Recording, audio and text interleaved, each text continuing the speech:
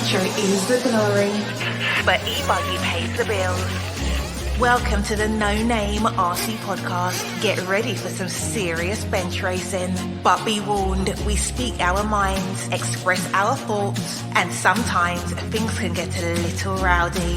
Hate, and he just was influenced by the hate coming from the left, the hate coming from the right. And let's get back to more club racing and less of this money-grabbing book racing. It's hard not to be arrogant when you're always right. Yeah. See what I mean? That's exactly why people call you arrogant, Max. You may not agree with everything we say, but it's definitely worth a listen. And our pick, can you stop whatever you're doing? Join your host, Leslie the Great, with co-hosts and guests as they get together to chat RC. Hey, after that race that I watched this morning, I have to talk about it.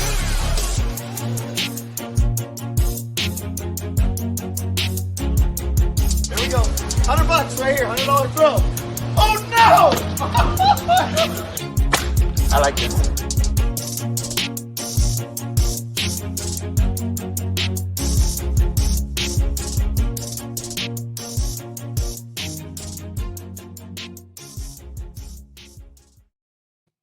Yes, indeed. Nitro is the glory, but e-buggy pays the bills. What's going on, everybody? Welcome to episode number 205 of the No Name RC podcast. I'm your host, Keenan White, aka Lefty the Great. And this week, it's not a regular podcast. It's like a world special, I want to say. So, before I go on any further, I just want to say thank you to everybody that supports us. Shout out to the NNRC Squad around the world. We can't do this without you guys. I'm going to the Worlds on Thursday. I can't do it without you guys. Thank you for all the support. Please continue to support the podcast by liking, sharing, hitting that notification button on YouTube. If you're listening to it on the audio only side of things, please leave a review, share. We need to help get the NNRC out in the algorithms out there so we can start going viral and, promoting the love of RC racing. Also, shout out to the patrons of the podcast. I can't do it without you guys. You guys go the extra support. You will get early release of this podcast. Thank you guys to the patrons of the NNRC. If you wish to be a patron, you can. The link is in the written description of this podcast. Also, we can't do this without sponsors. Thank you to all the companies that are helping me go to the Worlds, and thank you to all the companies that support this podcast throughout the year. We can't do it without you guys. Remember, everybody, showing the sponsors some love, shows the podcast some love. And in the written description of this podcast, we do have links, affiliate links, coupon codes, or just straight up links to some of the companies or to all of the companies that sponsor us. And remember, clicking on those links helps us out a little bit. If there is no coupon code or no affiliate link, just leave them a note and say, hey, I heard about it on the No Name RC podcast. And it helps us out a lot, really does. So thank you to all of them. They are Invisible Speed, TZO 200 Tires, TNR Fuels, High Tech RC, Beach RC, Mayako, Techno RC, RCGP, Papa Willie's Traction Tonic for all your traction needs, G-Spec RC tuning for all your cabling needs, Some Pedal USA for your race batteries, Racecraft USA, they just launched their new command module, Clinic RC, House of RC. You can also find all my blogs that I'm doing for the Worlds on House of RC as well as Facebook, RC3 Raceway in Alabama. Shout out to the drivers that support this podcast and the respectful business they are. David Ronnefalk, the Viking, the Dr. Alex Hagberg, Jared Thibault, and Robert Battier. Thank you for all their support. We greatly appreciate it. So this is episode 205, everybody. So this is just like a 2.5 hour history lesson. So last week, I wrote a blog about the history of the Worlds, and it's just what I was able to discover on Wikipedia and talking to people. And then obviously from my memory, as it got closer to the time that I remember the Worlds. And it all started with a conversation with Mick Cradock. I remember reading his blogs on e-buggy. He's been to like every World since 1990, except 2010, which we clarified. So he was talking and he found the blogs for me because Neo doesn't exist anymore. And he found them for me, and then he said, hey, why don't we get you on the podcast to have a sit-off, and we'll talk about the Worlds. And it's exactly what we done. He just came off the Hearts GP, which RC Racing TV covered. They will also be covering the Worlds, by the way, next week, starting next Tuesday. And you can follow. I'll be working alongside them a little bit as well. So looking forward to that. But yeah, we set up a date. It was 8 o'clock this morning, his time. It's my time, sorry, 12 o'clock his time. and Mick was a soldier. We sat through, we talked about every Worlds that he has been to since 1990. And it was a great talk. We had a little chat about Radovan at the end and what he expects and what people can expect. And I hope you guys enjoy it. There's no ads, there's no nothing. This is just a world special with Mick Cradock of Kyosho talking about every Worlds he's been through since 1990.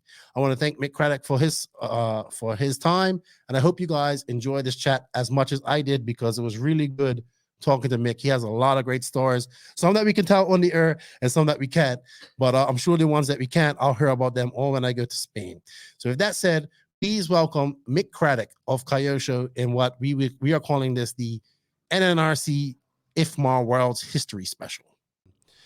So every time there's a Worlds coming up, I'm reminded to some blogs that the gentleman to my virtual right over here, Mr. Mick Cradock, has written. And I kind of reached out to him about 2 weeks ago, and I was asking him if he had any rough copies of these blogs, because they were NeoBuggy, and now NeoBuggy doesn't really exist anymore. So it's a shame these blogs aren't easily found, because there's a lot of history. They are very well written as well, by the way, Mick. And we found the links. You sent them to me, so I have been looking over them and enjoying some of the stories. But yeah, I really, really miss your blogs. They were very well written. They are very well published. They went into very good detail. And right now, like, you're probably the one guy who's been to the most world championships I know. Thank you.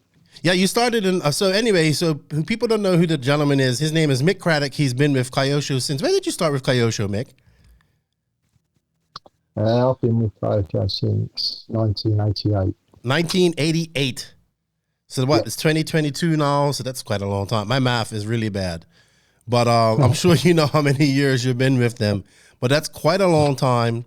We don't really see people that stay around a company that long anymore. Neil Craig comes to mind as well. Even though he's more of a driver, you're more of a team manager, distributor sales and whatnot. But definitely you are a legend within the Kyosho in RC, because you're not a driver, but you've been around, and you're as a team manager. You've been to many races. You've been a part of the golden years of Kyosho when they were winning championships, and I don't think we'll ever see that matched again. I think it's 8 world championships you have in Nitro Buggy. Yeah. Yeah, I don't think we'll ever see that matched. Ever. So for a long time, mate. Yeah, it's going to be a long time. But yeah, definitely have seen the ups and downs of Kyosho, the highs, the lows. But you've been to all these world championships. You've been a part of teams that have won it. You've been a part of teams that have lost it. But your experience is definitely well versed, because you look at it from a very different way. And I think you bring it to a perspective of not as a racer, but more of as a person that's in attendance there. So you get to see a lot more. So, Mick, tell us a little bit about your first Worlds. You said it was in Bangkok in Thailand? Yeah, well, when I had started in '88, I did a couple of nationals, and then I quite liked it, because my first hobby and my main love is motocross, with you. And so I did a national season in '89 and qualified for the Worlds, which I was quite surprised. Made 4 A finals in a national level that year, so I was quite surprised how well I did. Because I used to do a bit of RC when I was like 12 years old or something like that, and just did electric racing mainly. So from there, I managed to qualify, like I just said, for the Bangkok Worlds, and one of my friends who I met in 1989, Stuart Wilcox, was also a very well achieved racer that he doesn't get a lot of publicity for, but you'd be surprised. Like Stuart Wilcox, very good driver, led a world championships a few times as well. I think really? he's been in 3 or 4 main finals in the Worlds as well, yeah. Okay. So I got invited by his father, who was the Kyosho team manager then, to come to Bangkok, because one of the guys couldn't make it, and there was a spare place on the team. So I went there. So that was my first Worlds, first time. I was using a Kyosho car, obviously, before, from '88. I like the brand, just like the way it was. So that was it. And we went to Bangkok, which is quite exciting, with my wife, Michelle. First time was that your first time traveling to the Far East for you? Yeah, first time. Yeah, we're racing abroad or anywhere. Yeah. Was you nervous about it? Yeah, a little bit. It was just getting used to everything. You know, where checking in was a nightmare. You know, you like get your car scrutineered. Everyone had to do it. It was just a massive queue, heat. Just getting used to the whole thing. And as soon as we landed in the hotel, straight from there we went straight to the track, started practicing, because it was like a free-for-all practice then. There wasn't no set-out practices like they're organised now. It was just like queuing up from the rostrum, so you can imagine 120 or 150 drivers all queuing up for the rostrum and trying to get as much practice in there as they can. Even their mechanics sort of standing in place with them with a frequency peg then, so you forget about the crystals and frequencies as well. Yeah, so people would. There's people in RC that wouldn't even know about that. That are in RC right now that wouldn't even know about that. Yeah, so you can imagine how hard it was to try and get a practice in. Who were the fast guys at this period in 1988? Well, 1990, sorry. Fast guys was Versailles from France, driving the, I think it was not the Sikkim car, but I can't remember. The car now, sorry. It's been a long time. Yeah.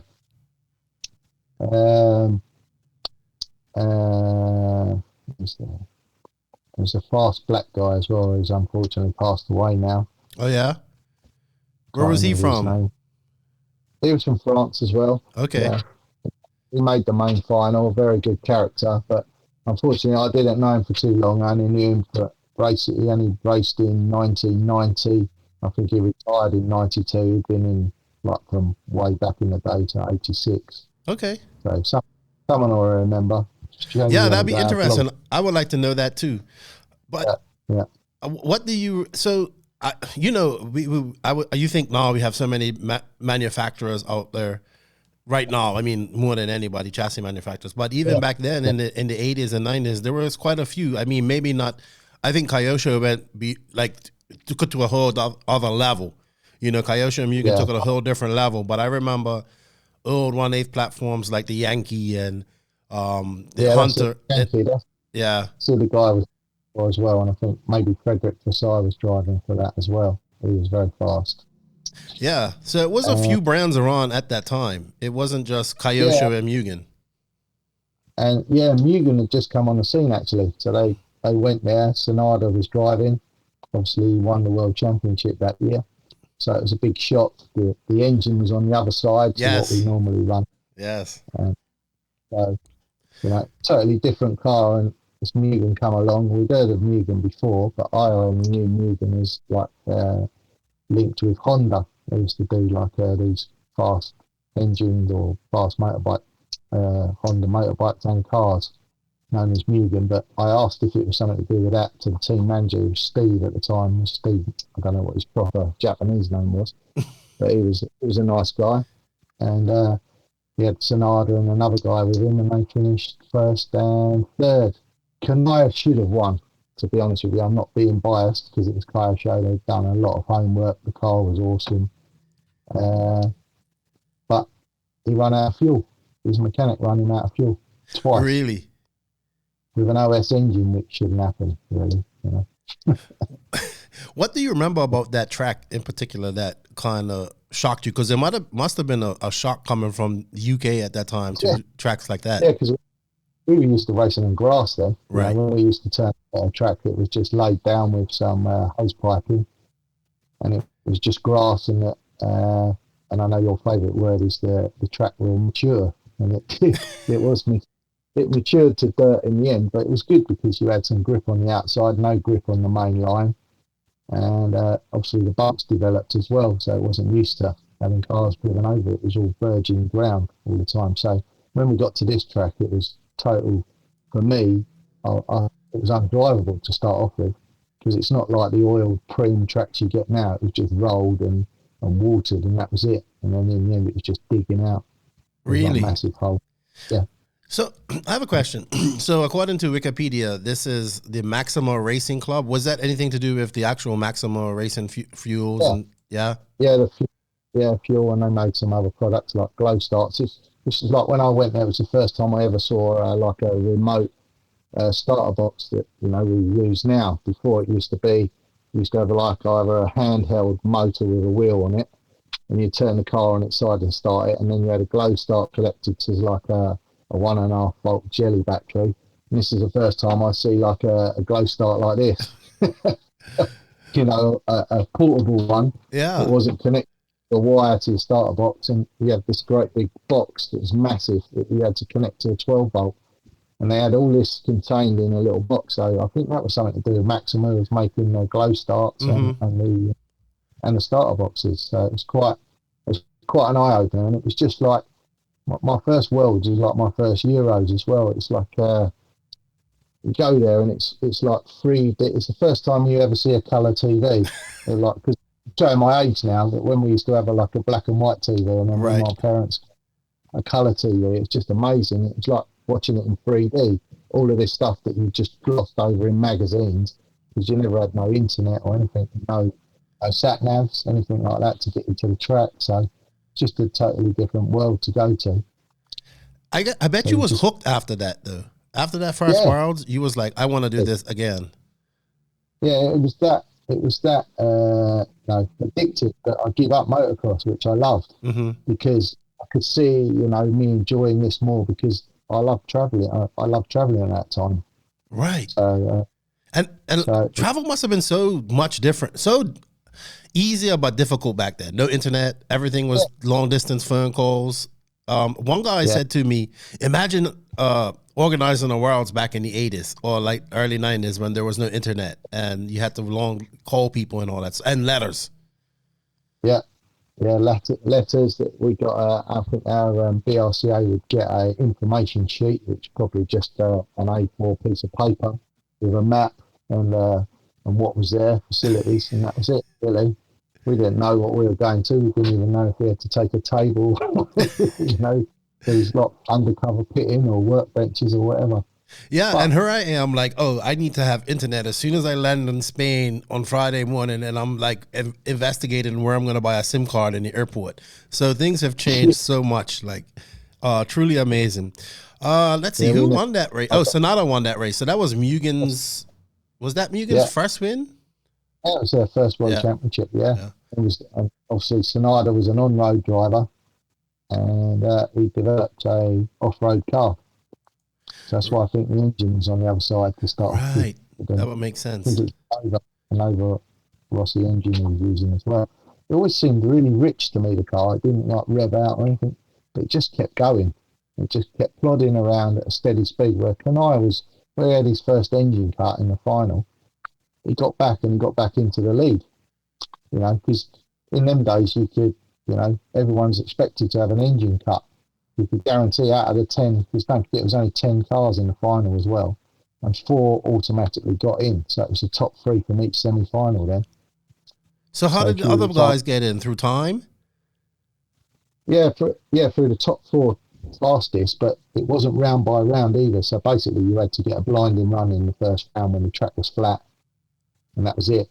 It wasn't round by round scores or anything like that. It was just purely on time. So in the end, you're doing 6 qualifying heats at 10 minutes of time. You just you've got to be very lucky if you can make it in the 6th round, because the track was like fully blown out by then.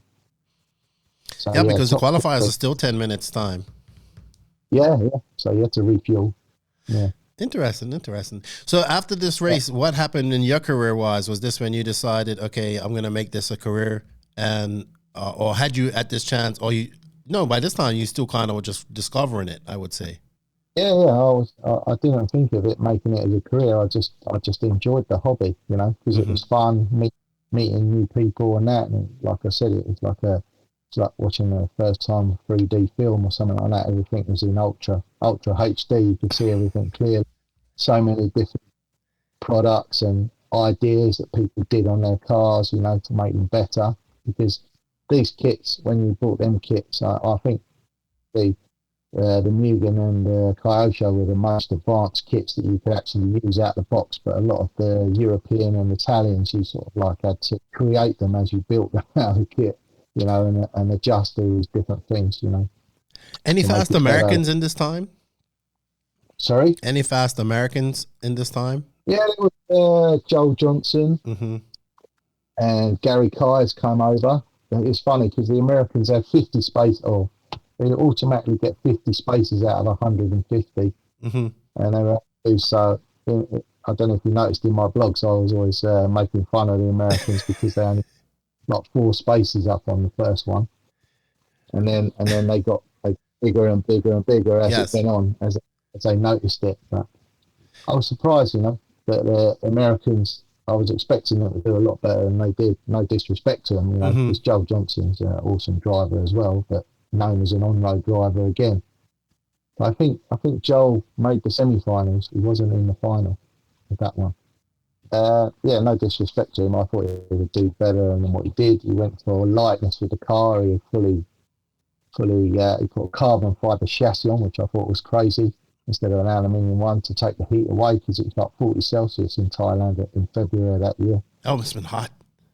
It was hot, yeah, and humid as well. So I was surprised he did that. And he had a massive head. I think it was who's the guy that used to do all of the heads? O'Donnell. Steve O'Donnell. Yeah. So I think it was an O'Donnell head he did, and a massive head on it, which I think can cause tuning problems as well with a big head, because all right, it's taking the heat away too much, so you're going to lean the engine off, and so it's not giving lubrication to the bottom end, so less lubrication, less power. So much unknown in 8 scale back then too. Still a lot. Yeah. A lot of tinkering. Yeah, because I was used to motocross and that, so I knew a bit about engines and engine tuning, getting, and like we were just coming in. Yeah, obviously in 1980s the water cooled bikes were there, and I couldn't understand why we hadn't got water cooled nitro engines, and still haven't now. I know. I mean, it would be cool to see. I wonder if we can make them efficient enough to be racing machines, though. Yeah, interesting on tolerances. Yeah. All right. So let's fast forward 1992. 2 years more. Yeah. Solid. You should be solid, Kyosho. Did you go as a racer this time? Did you go to Germany as a racer? Yeah, went as a racer. Again, a totally different track. They started. We went for warm up, but we didn't race on the actual track this time. So they were even starting to do warm up. So we'd go to Germany to meet all the other guys, all the team guys, share information. Kyosho even took a soil sample home of the actual track just to get a tyre right, because then the manufacturers were making their own tyres. So you had a Kyosho brand, a Mugen brand, GRP was about then, I think, started, and the French company, Needle Pro, they were making tyres. I remember them. Yeah, and all the foam inserts, you know, I can remember running without any inserts before. Just glue the tyres on and away you go. But the insert was an option. Really? So, yeah. But you said the track was not on the same place? So the soil sample was... Yeah, the soil sample was from the actual track where it was going to be. We went to the track that was still being built. So we raced nearby a local German club just to meet the team, and everyone could get used to, you know, the Japanese could get used to the air conditions, so their engine tuning was right, and fuels, getting everything right for the fuels. Kanai used to mix his own fuel then. I think we were using 30% nitro, and he put some acetone in and some other lubricant, Clops oil, and some 2-stroke oil in there. It's done with the OS designer, Yoshida, who finished, I think he finished second in that World Championship, Yoshida, and unfortunately he's not with us either now. Really? Which is a great, because he was an awesome designer for OS. I think one of the best, no disrespect to OS now. But he had a total idea, because he was involved a lot with helicopter engines to start with them. So obviously they're revving at a high rev. They use a lot of oil too. Yeah, and so he understood what the torques and loads of a off-road car is. It's completely different to an on-road car, you know, where you're going up and down hill, you're getting different torque levels, landing uphill or downhill. It's different. So he understood a lot of demands. He actually designed, remember the boost bottle on the back of the, Yes. where you used to have a little pelham chamber and it would go in between the carb. And I think that's a really good idea. Really? Well. We don't see that anymore, though. None of that anymore. Look at that. So, a lot of things that we done back in the day, we're not seeing them, but they'll come out and be like new, like somebody just discovered them soon. So it's pretty cool. Anything you remember about this track? What was special about it besides it not being in the actual in a different position? It was this track specially built just for the Worlds? Yeah, especially built again. So no one had practiced on it before ever. So it's all fresh to everyone, which gives everyone a fair crack at the whip. A lot more jumps in it and some rollers and whoops as well. I can remember there was a few bits of section, but unfortunately in the final it rained, or the semi-finals it rained. So everyone's either their transmitter. We had a covered rostrum, but it wasn't highly waterproof. I remember. I think it was actually Sonada that went out, where his water got into his transmitter and not his car. Yeah. You would think they would do something like put a plastic bag over it or something. Yeah. I think someone was in the end, but yeah. So it was survival of the fittest who could keep it running through the mud, because it went from one, where it was like just total downpour to thick. So obviously the car clogging, the engine loading up, burning out clutches, stuff like that. So. Yeah, and there's no stopping. Like the race goes on. No, that was it. They went on. The only time they'd stop, they said, is if it started thunder and lightning, because obviously you were using aerials then. As in the transmitter. It's still crystal radio then. So this is Kyosho's first of the 8 wins. Yeah. How did that feel? Was it a surprise coming from this guy? I don't know how to say his name, but you could probably do. Togi-san. Yeah, Togi. Yeah, he was from we went to his island. He was from an island called Takamatsu. So really? He was wasn't a main driver. He was like a club level driver. But again, no disrespect to him, but you've got to be in it to win it. And he's obviously used to them conditions and knew what he did, and he kept going. And again, the reason why it was a surprise, not that it was a surprise that Kyosho won. It was again, Kanai just had troubles again. Right, Kanai would have been the favorite to win this, I would say. Yeah, Kanai was super fast. Him and Sonada were just battling it out each time for TQ. And again, it wasn't round by round, so the track got rougher. Golden age of Japanese racing. Yeah.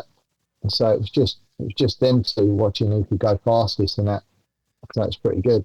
Don't forget, you can't look at it on your phone. There was only one computer to look at, which was in the thing. There was no computer display in the pitting area, and so you had to wait for the results. So there's always a massive, everyone running around to have a scoreboard. So crazy, so different. So we're so fortunate now. It's so easy nowadays. Yeah, it's too easy, and it takes a bit of the atmosphere away, unfortunately. Everyone's just sitting in their pit now watching their live scoring or mainstream on the phone there.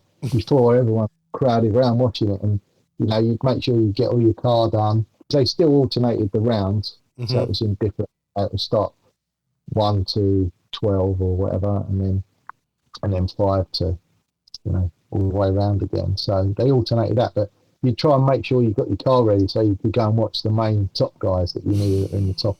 So you had to go and watch. You didn't just, so do you remember who was the top? Because I like to compare this, because I like to know who the top American guys were at this time, because this is different eras. Again, Joel Johnson didn't go this time. It's Chris Moore, my good friend Chris Moore. Now this is when we first become friends in '92. Really? Unfortunately, I had the hotel room below him, so we were in a balcony and we just noticed stuff like potato chips getting thrown at us and dropped down, and he was with a guy called Jack Johnson, who used to work for Lowe's. Heard of him. Yeah, good designer as well. So he was driving Kyosho as well. They were all driving Kyosho there, and I think a lot of the companies just let them drive the 1/8 car so that they could pick off knowledge and that from the Japanese, to deal with. Well, I mean, at that time, I think at that time, the only two cars, the viable options were Mugen and Kyosho. We'll get into that stage, and Well, I mean, it pretty much was at one point. If you didn't drive a Kyosho, you weren't winning. Like at any level of racing. Yeah. Like I said, I was always a Mugen guy, but yeah, I always used to get beat by a Kyosho. It's hard. It's funny. But I couldn't believe the amount of sponsorship that Kyosho put into them. You know what? This is what I hate about hearing now, that Kyosho don't sponsor anyone. They don't do anything. Honestly, they did it 30 years ago. When we went to the Worlds, every marshal that was there had a Kyosho t-shirt on, had a Kyosho raincoat on, had a Kyosho cap. Even all the drivers we got a bag each, Kyosho bag, we got a rain jacket, we got a hat, we even got a Kyosho umbrella. That's cool though. Yeah, they put everything into it then. It was like being on the Mercedes or the Red Bull Formula now. I think people that are new to RC can't fathom how how dominant Kyosho was, how hard it was to it was if you like when I listen to Greg, he talks about how competitive it was on the team. You know what I mean? And how you had to fight to keep your position and all that, especially I would say in America, because America it was at that time, well, when the Attitude Era, it was so many fast guys. And he was like, man, you would go to a A main and it would be all Kyoshos. Yeah. And Kyosho threw so much money into the Americans as well. Yeah.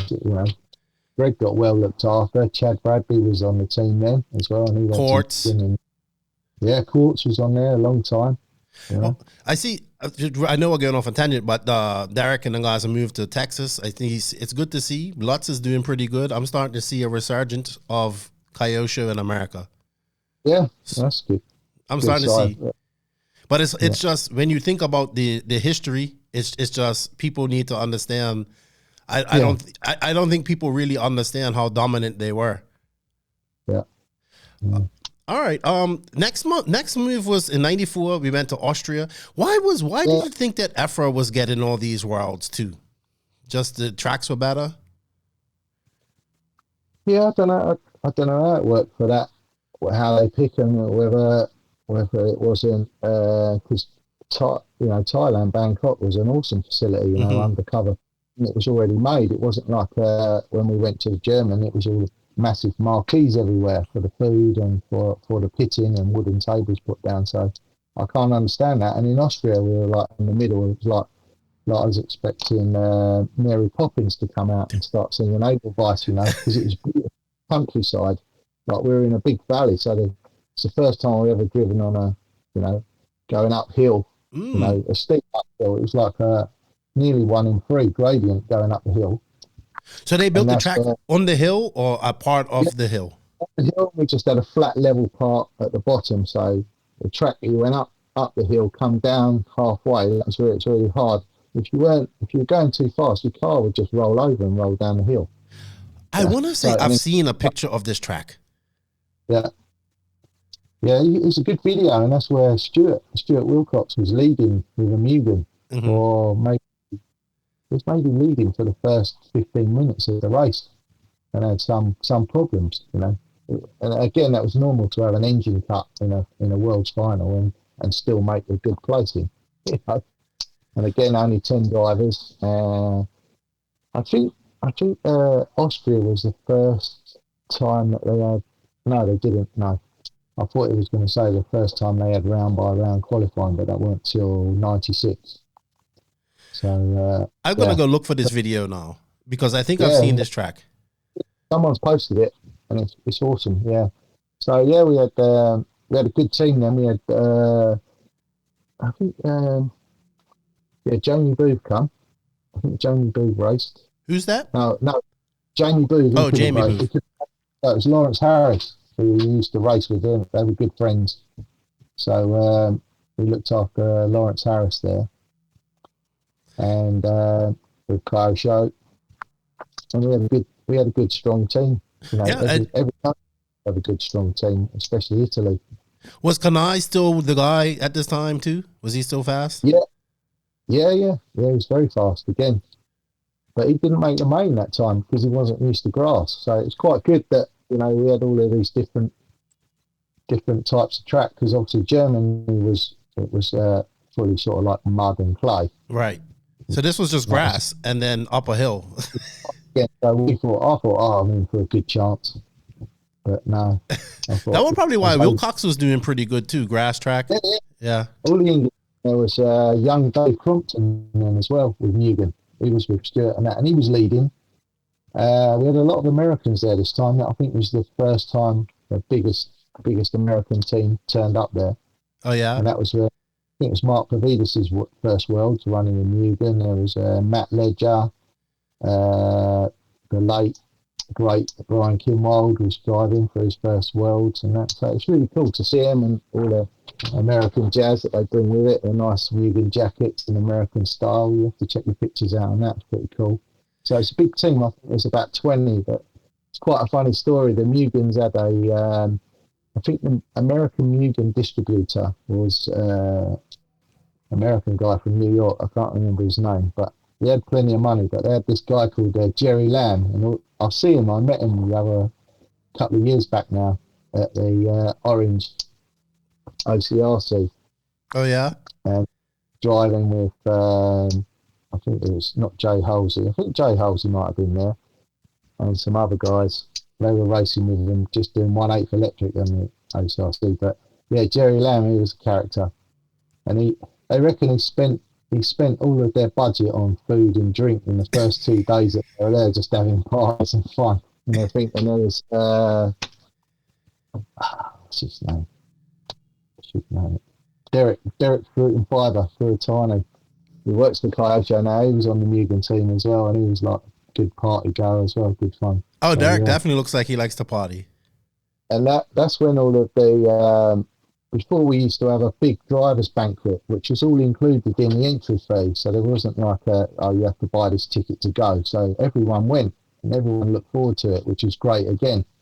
You know, so everyone, you get all your cars ready at the track. You wouldn't do it at the hotel. Mm-hmm. You do it all at the track. And then just look forward to the evening. So I don't know how we really did it in them days, you know, because we used to race all day. It's the same schedule as what we have now. Get all our cars ready. Yeah, maybe. So get all that done, and then we go out for a meal and a drink, and that was it, and have a good time, and then back at the track again. So yeah, we went to this. I was lucky enough; it was on my birthday this day. We went to this the drivers' banquet, and it was like the Americans versus the Europeans. Like we were having like singing contests as Jerry Lamb was getting, and it was just like he could do the weirdest or wonderful thing. And I think the Germans. I think it was. I can't remember the Germans. Daniel Reckward and some other guys drove in with a car through the marquee right up to the bar and ordered a beer, so they got some points for that. Then one of the English guys, I think it was Ian Oddie's mechanic, come in just totally stark naked with a GB sticker, you know, that you stick on the back of your car to country you're from. Stuck his ass, ordered a pint, and then run back out again. It was just crazy stuff like that. But yeah, it's good fun. RC guys going crazy at Worlds. I like it. Yeah. I like it. This was Monzi's second win. Still the only person to win it twice. Yeah, Manezi. Yeah. Manezi. See, I said it wrong. I said Monzi. So and his third place was Gennari, who was his young protege. Yeah. The Italians seem to take an older driver, and then they have a younger driver who's experienced a bit like they do now, and still do a little bit of it now. Yes. So it's pretty cool. You know, when you had Berry with Ongaro bringing him up and showing him, because Berry was always driving and great experience. You know, I think he's probably been around as long as me. I would say so. Barry lives for RC. Malgus, if Barry didn't have RC, he would have nothing. So yeah, and he loves it. He's totally passionate. Yes, he is. He is. And then we had Lawrence Harris finished third with Kyosho, so that was our best English achievement in the Worlds ever. Really, so up to this date, yeah. Interesting. For English so far, yeah. So after that, back to England though. After this, yeah. Well, England, I should say. Yeah, 96. We had the UK one again. Awesome drivers banquet. Another fresh virgin grass, flat grass. So we had some wooden jumps this time, like tabletop jumps, and because there was nothing natural to make it out of. It was at a historic car museum. So this was out on the lawn of the museum? Yeah, the back, yeah. So you had to build everything, like the rostrum, everything. Yeah, everything, all the rostrum was built. And then we had marquees for the food. So all the catering had to be brought in. And then we had marquees with all the tables, because you all sit on your country's tables as well. Like they still do now, but a lot of them have their containers now, so it's all mixed up. Everyone was all sitting together. So was this like, would you say like hopes were high for the UK team at this point? Yeah, at home. You guys had some fast guys at this time as well. Jamie Booth this time. Yeah. Good mate this time. So guys tried looking after him, because he was riding the 1/10 and then just doing the odd nitro as well. So yeah, he come and me and my wife pitted for him in the final. And we always remember that Mark Pavidas come in for fuel in the final in front of us, and we went out in front of him, and he always remembers that as well. That's Mark driving Mugen again. So I have to ask, these grass tracks, they can't stay grass for long, right? They have to. No. Yeah. Yeah.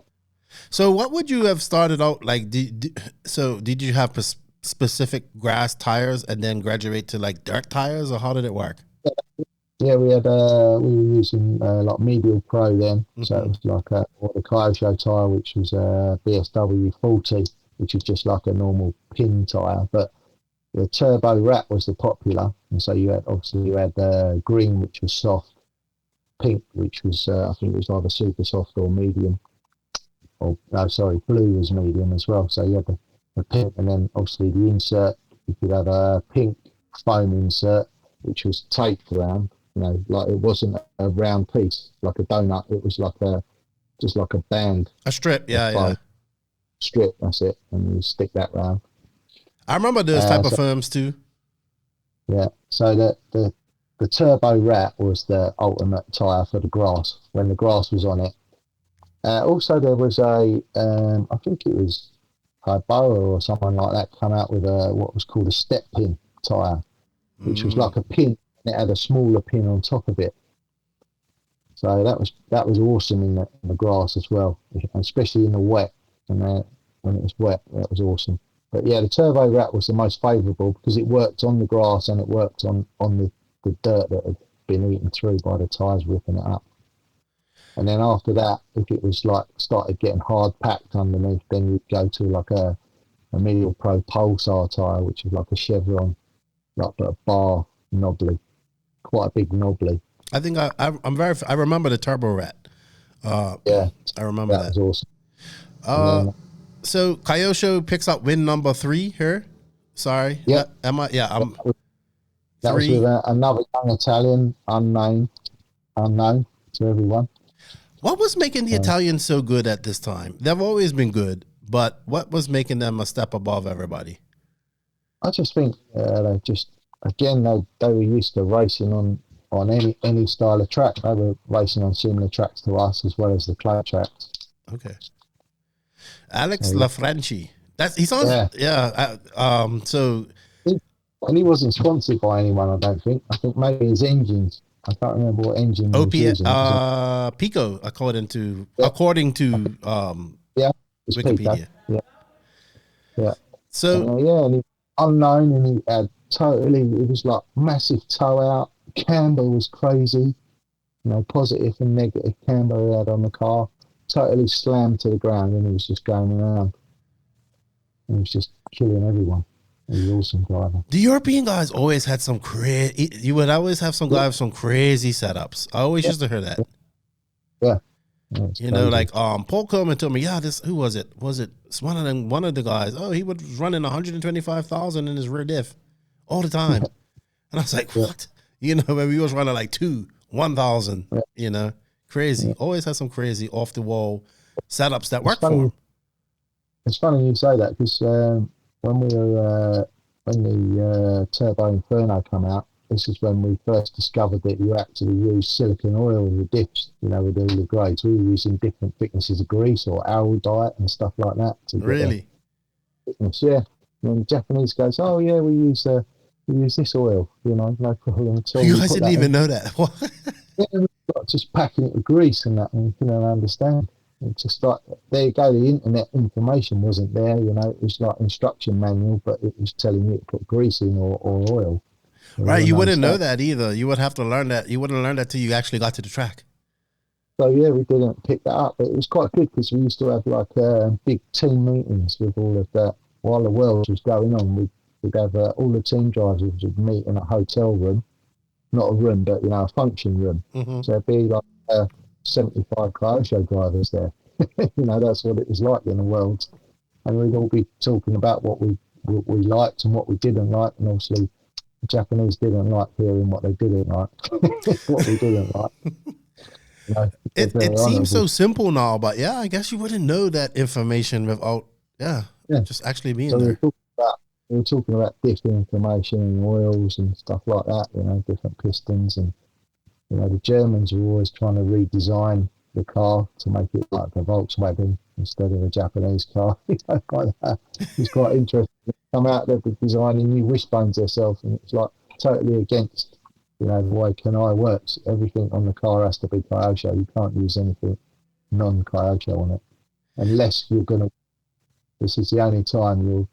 If you do it and you win, and I think Mark Pavidis has proved that because he used the Ferroni chassis and the big Ferroni shocks. And they said to him, you can use it, but you have to win. If you don't win, you're finished. It was no joke back then, man. No joke. No, you're under contract. And you're a contracted Kyosho driver, and that's it. And the rules are strict. Even to painting your body, the windows have to be how Kanai did the windows. You can't miss off the back window. It has to look like the kit on the box. But that little attention to detail was why they were so dominant. That's it. Yeah, exactly. Why they were so dominant. All right. We're gonna move to 1998. So we're getting up to the years that I kind of started. Well, 98 I didn't, but starting in 2000 I kind of followed it. I found a souvenir from Sweden. I don't know if you can see it. Oh, that's a 2000. Yeah, that's nice. Yeah. That's the 1998 World Champ. Oh, sorry. It's the World Championships. Yeah, Sweden. 2004. Yeah, that was 2004. That's nice. Yeah. Was that a trophy or just like a... Everyone got that. Really? Booked in. That's nice. Everyone that participated got that, and I thought it was really nice at the track. And if you can see that design, they got that idea from the Austrian track, where we were saying about the W up the hill. So they created that hill and did that design because they thought it was pretty cool. It's still there too. Still like that to this day. Yeah. To this day. So 1998 ends the Italian dominance, and then we see the first and only so far German, Daniel Reckert, take the win with Kyosho, giving Kyosho their fourth win in Portugal. Yeah. First Worlds in Portugal. First Worlds in Portugal. And that track, we went there in 93, the European Championship. In Cumbria. Oh yeah, that was it. Was it up high? Yeah, because Cumbria is like middle of Portugal, isn't it? So you can either go into Porto or Lisbon and drive up from there. So it wasn't too bad. It's pretty cool, straight freeway in Portugal. No speed limits. What about this track? What do you remember from this Worlds? This track? Well, the track was supposed to be somewhere else, but they couldn't get permission or something. It was going to be on there because they had like a Olympic athletics track right next door to it, and it was going to be built there. But so we were quite surprised that it was that track again. So it was quite a small facility, but they did really well in putting it on. And this is where we saw the young Mateus for the first time. Miguel, another legend. Yeah. And he was crazy fast with an OS, but he had it so lean that I think he burnt about 3 engines out. He was killing bugs, everything. And I couldn't believe it. And I knew he wasn't going to last. It's such a shame because he's an awesome driver. He still is now. He proved it at this Euros. You know what? I wouldn't be surprised if he's in the quarters, like at the Worlds. Yeah. I would not be surprised. Or his style of track.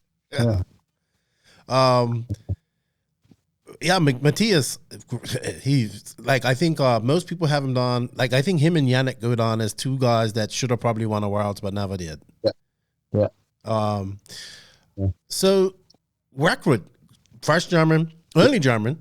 I don't think we've really seen a German since him of that. Maybe Jorn was a little bit, he was good.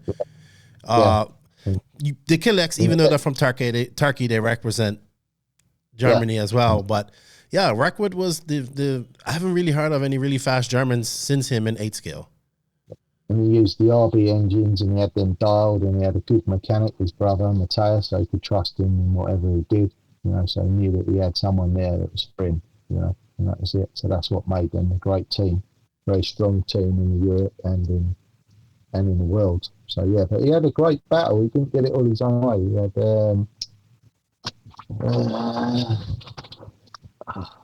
Lechat. Yeah, Felipe Lechat. His dad was it's crazy, isn't it? On-road designer. His dad was the on-road designer for the road 5th scale, and he used to do the rally art one as well. The GT cars. Really? So yeah, and he was using it well. So Lechat, and it was like a crazy looking car. It went against everything else. It was like a speedmobile, I mean, like one of the body. The only way you could describe it is like the salt flats sort of design. Great big body and wing. Was rules still lax at this time? Like you could get away with a lot more stuff, or was it a lot of rules at the time? No, the rules were still there within reason. Wing sizes. The body. If you really look at rallycross rules, the body you can have. You can have the bodywork over the wheels if you want. That's what they were looking for, because it is rallycross. Okay, it's not like buggy really. Right. But you don't see people going so far outside of the box anymore. No, not at all. So yeah, that was different. Obviously it had inboard suspension as well on the Leroy car. Different, not with the shocks laid up. It was laid down with inside and that. So it's pretty cool. The suspension was very good on the car. And so this track in Portugal had a first bit of multi-surface as well that I noticed at the Worlds as well. The had a tarmac section in it with whoops and rollers as well. Nice, but small. The track was small. You said the facility was small. Yeah, the facility was small. Track was small because it was right in the town, right in the middle of the town. Really? There's an Olympic track, So basically, you went over a river, and it was sort of a triangle cutout, and had some parking in there as well. But they did well. It was good enough for the Worlds anyway. The track was good, really. Yeah, First time I see Degani as well. I can't remember. Yeah, that was his first Worlds. He finished like way down. He was driving Laru. He finished way down in there. That's it, Leroy. Yeah, I beat him there as well. Yeah. He didn't tell me that part. That's my best qualification in the Worlds. Saxton beat me by 1 point for the semi-final. To make the semi-final, then you had to be in the top 15, I think it was. Because TQ automatically went into the final then. It wasn't straightforward direct in. It was TQ went into the final, which I thought was pretty cool. Because I think you should. I think you should too. For achievement then. I think you should too. They changed the rules after that. They followed what the Europeans did as well, which is a shame. So, LaFranchi TQ'd it and got in. And Saxton beat me by 1 point. So I was in the quarterfinals instead of the semi-final. So I was gutted about that. Yeah, but that's not too bad, because then this is like when Saxton kind of became the king of our off-road. You know what I mean? Yeah. I would say after this. Yeah. And he went on a tier. I remember him racing just trucks when we used to go to Hemet. Yeah. Racing RC10 out. Well, that's what the Americans at this time, that was still the... if you talk to Greg, he'd be like, 8 scale was second and trucks was still king for us. Yeah.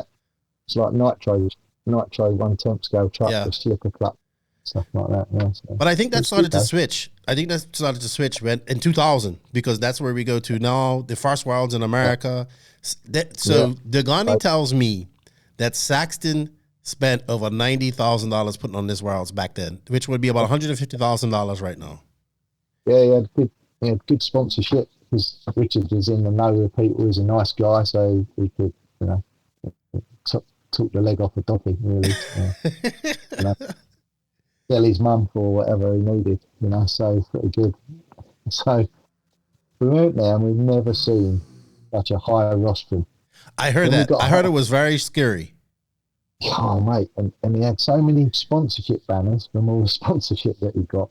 I thought it was going to blow down at one time. It was because it was really windy. You know what Vegas can be like? Yes. And just get up.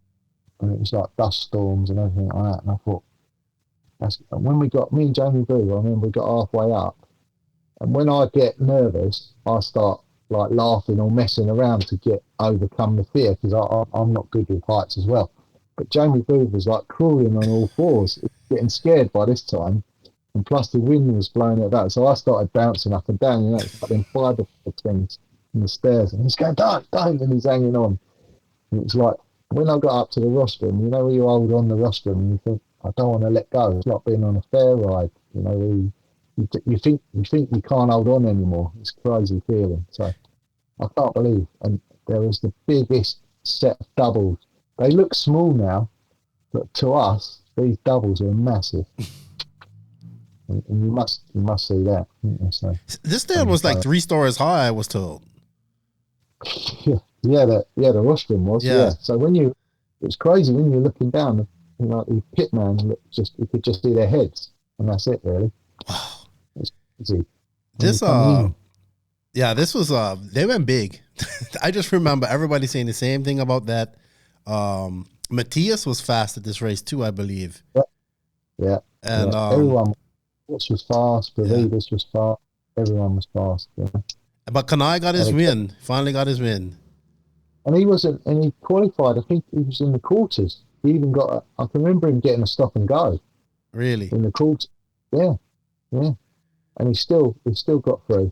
And I couldn't believe it. I can't remember the number on his car, but I don't think he was in the top 6 to start off with. But the 2 massive double jumps in the end where people were jumping one of them, I think, and then just rolling the other 2. That took its toll. If you got it wrong, Quartz broke his car there, Matthias broke his car there. Pravidis made the final, but he had O'Donnell head again, and it was hot, and he was only making 5 minutes.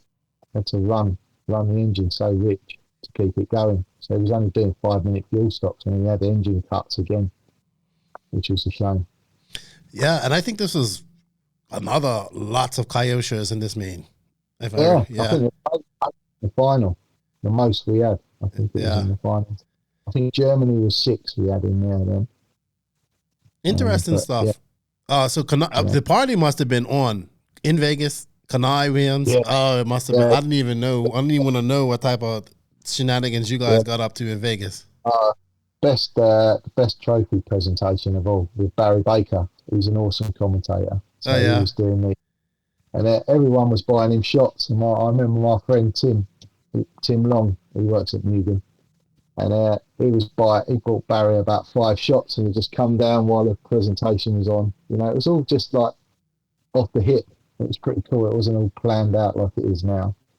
And unfortunately, you have to pay to go for a ticket to go to the trophy presentation now, where everything was all included then in your entry fee, which is such a shame because it just puts people off from going when they've got to pay for a ticket for the driver gets one free, but your mechanic you have to pay for, and then if you're with your family and that, you imagine it's sort of like $80 to get into something like that each. That's crazy. Yeah, that's not cheap. When it should be all included. I think that as you look at that, that presentation is important. If you win the World Championships, if you win, you'd pay for all your family to come and watch you get a World Championship trophy. But if you finished in the top 20, you probably wouldn't. Yeah. I haven't been to a lot of presentations because we just didn't bother because there was a fee. And that's my sort of protest against it. It should be all included, or do the presentation at the track. Well, I mean, the World's entry is like $500. Yeah. Wow. So, at least, and I'm pretty sure that the track actually has to put on the banquet. I'm pretty sure they do. Yeah. I'm pretty sure IFMAR doesn't put anything into it.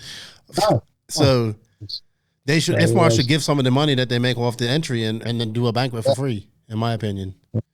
Yeah. In my opinion. So that was, like I said, that was the best one. And Barry Baker, by the time he was announcing the winner, he was like paralytic, and he passed out afterwards, and they had to carry him off. And he can't remember the next day. Oh man, Barry hasn't messaged me for a while. I haven't pissed him off about Fen recently, so he hasn't messaged me for a while. It's unfortunately he won't be coming to Spain. He was planning on coming, but he can't get off time off work. Oh, so it would be good. All right. So that was also for people that don't understand. The 2002 Worlds was held in Las Vegas in the parking lot of the Silverton Hotel. So which is just above where we were for the Worlds in 2016 in Vegas, isn't it? So yeah, just around the corner. Yeah. Yeah. So I had a look at Silverton. Yeah. I could imagine how scary it was. Because look, when I was at Silver State this past May, the wind whipping through outside there was crazy. Imagine being that high up on scaffolding in 2000 with a whole bunch of banners on it, like a big sail. Crazy. But Kanai gets his win. That was good because we were in the hotel, in the Silverton Hotel. You just walk out past the pool straight into the pits, and there's a good video by Gene Huston from Associated. He did a video of it, so you have to look for that as well. It's pretty cool. Yeah, I have to find it on YouTube.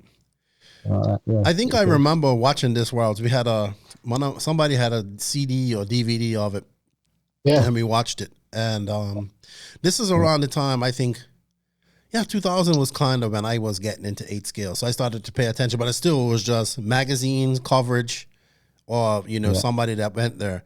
But now this is when I noticed that it was more team-based orientated as well, like in Kyosho, and then it was Tebow's first Worlds. I think he was 13 then. I can't remember what was the car. Everyone, Thunder Tiger. Thunder Tiger. That's it. He was running Thunder Tiger at that time. Thunder Tiger, Steve Dunn, and that were using it. Everyone was using a Thunder Tiger then. Well, this is also when America was starting to emerge really as a superpower in 8 scale racing. There had always been one in 10 scale racing, but now this is like, I call this the attitude era of RC. Like Ghani, Quartz, all these guys. They nearly used their entry allocation up with 50 this time. I think they nearly made it. But they don't even have 50 no more. I think it's 30, no? 30? Yeah. It down, which is fair enough, isn't it, now? So, that's not too bad for that, because that includes Canada as well, I think, isn't it? And that side of it, because it's that region, isn't it? Because obviously we get a European quota, and they have to divide it by that. So right, because the UK only gets like how many spots? 4 or 3 places if we're lucky. Yeah, that's not enough. No, and after that they decide, they share it out again. It goes round and it gets split offered from country to country. So whoever gets the next spot, then it gets offered around again in that order, missing out. So if the UK had it, and it goes to everyone else.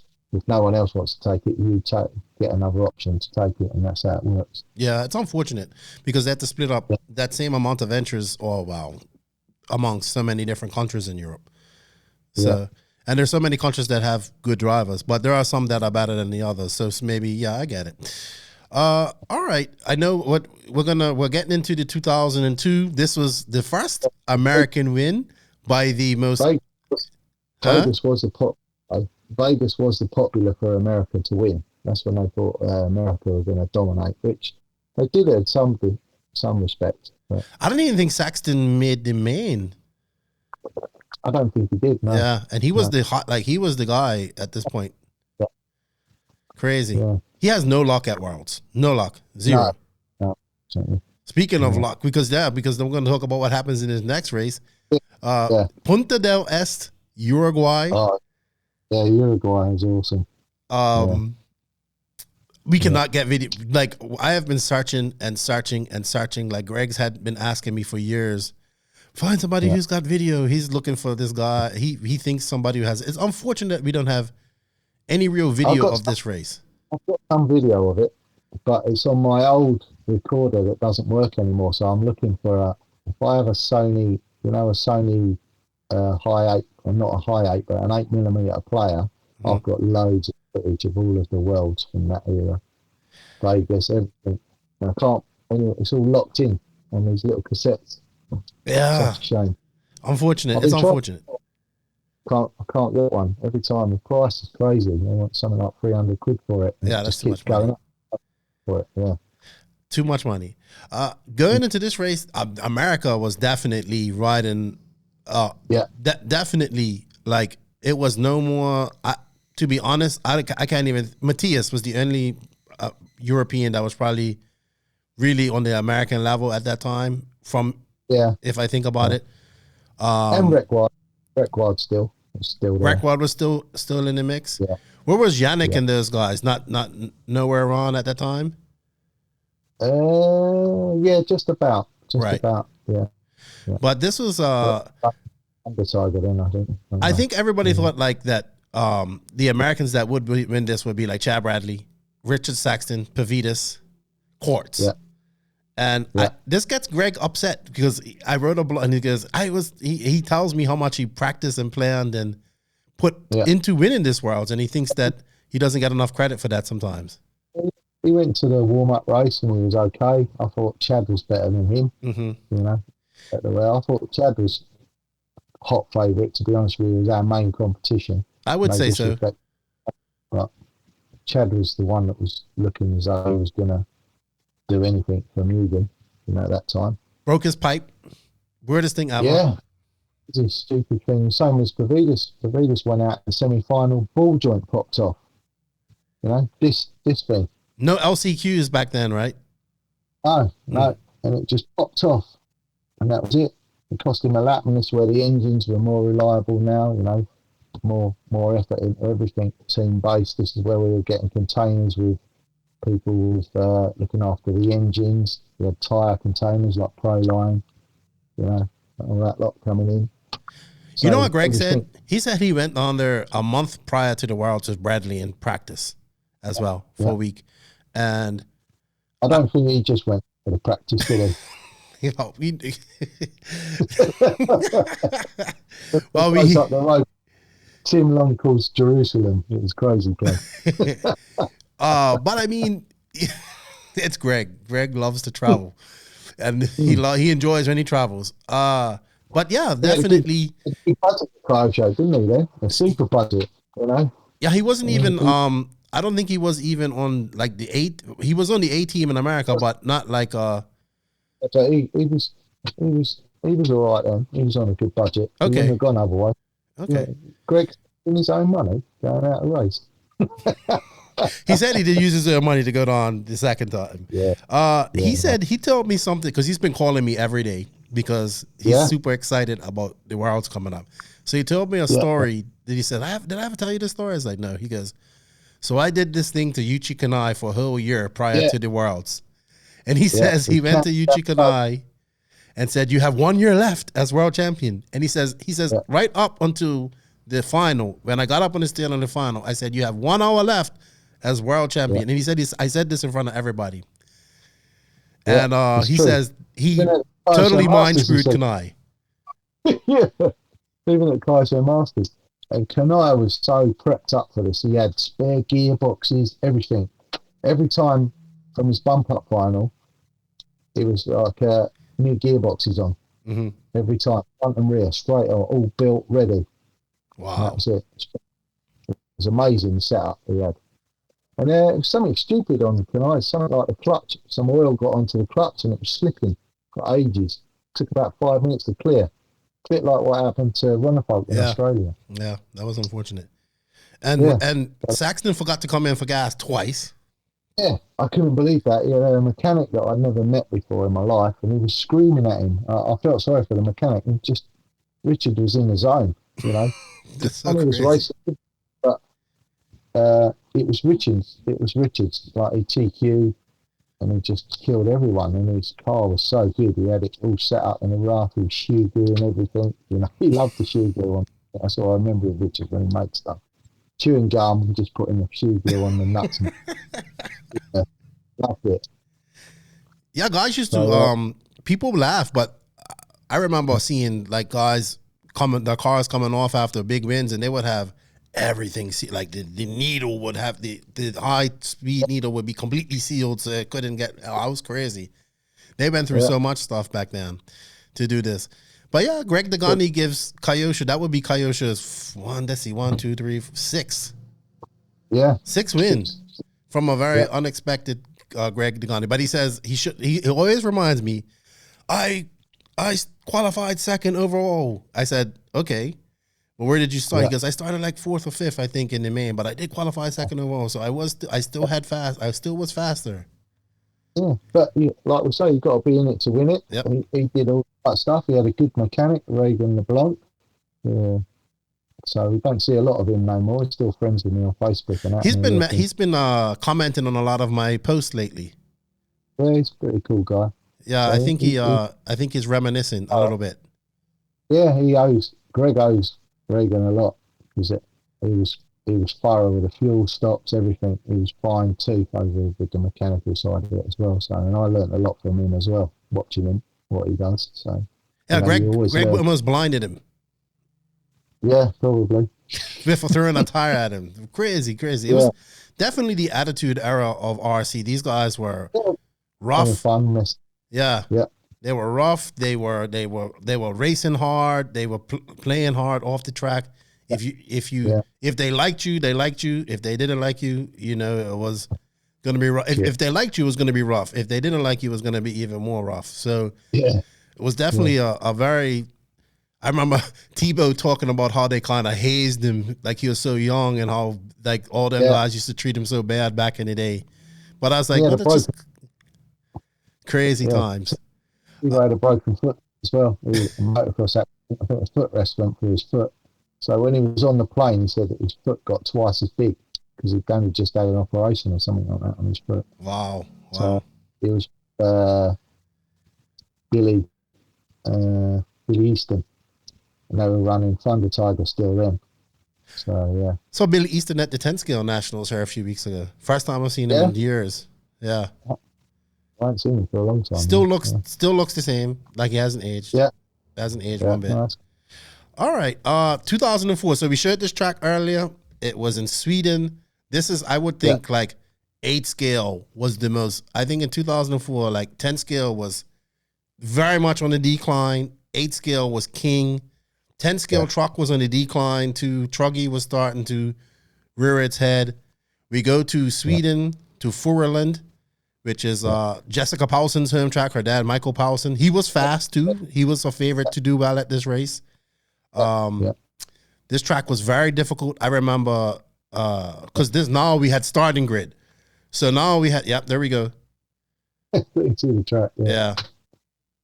And it was really one of the most, I think it was permanent facilities you could get. Still the same. Still there now. Still the same as it is now. Might have changed a little bit. A lot of different coverage was different. Well. This time, so we had internet and we had the starting grid going, so we was able to see things a little bit more in okay, it might have been a day later or a couple of days later, but we was able to see it. It's better than in 3 months.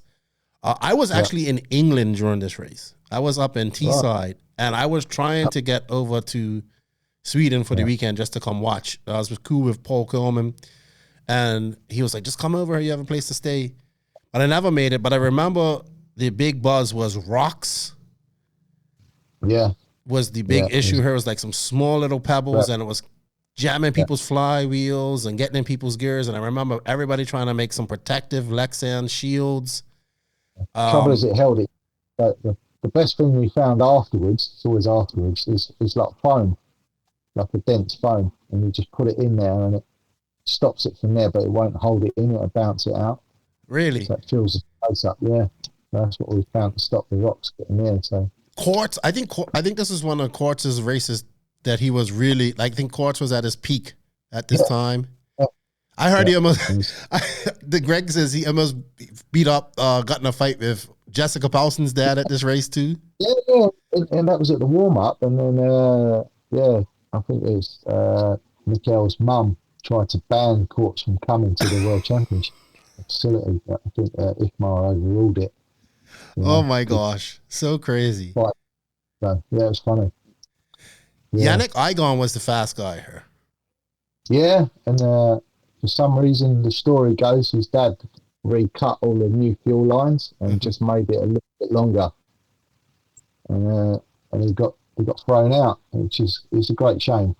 Half a cc, I'm told. Half a cc. Yeah, rules are rules, but I still think the rule needs to be changed. Talking about tanks, when you come off the track, your tank is blown up with all the hot air in it. It's oversized. So when it actually gets scrutineered, if it's oversized, it's oversized because it was on the track oversized. So right. It's bullshit about leaving it 10 minutes, taking it out of the car to cool it down, and then you test it. Yeah, it's gone back to a legal size then, but it wasn't legal when it was going around the track. So they need to cut all that bullshit. It should go in order as well. So number 1 should get checked first, number 2 second, number 3 in that order.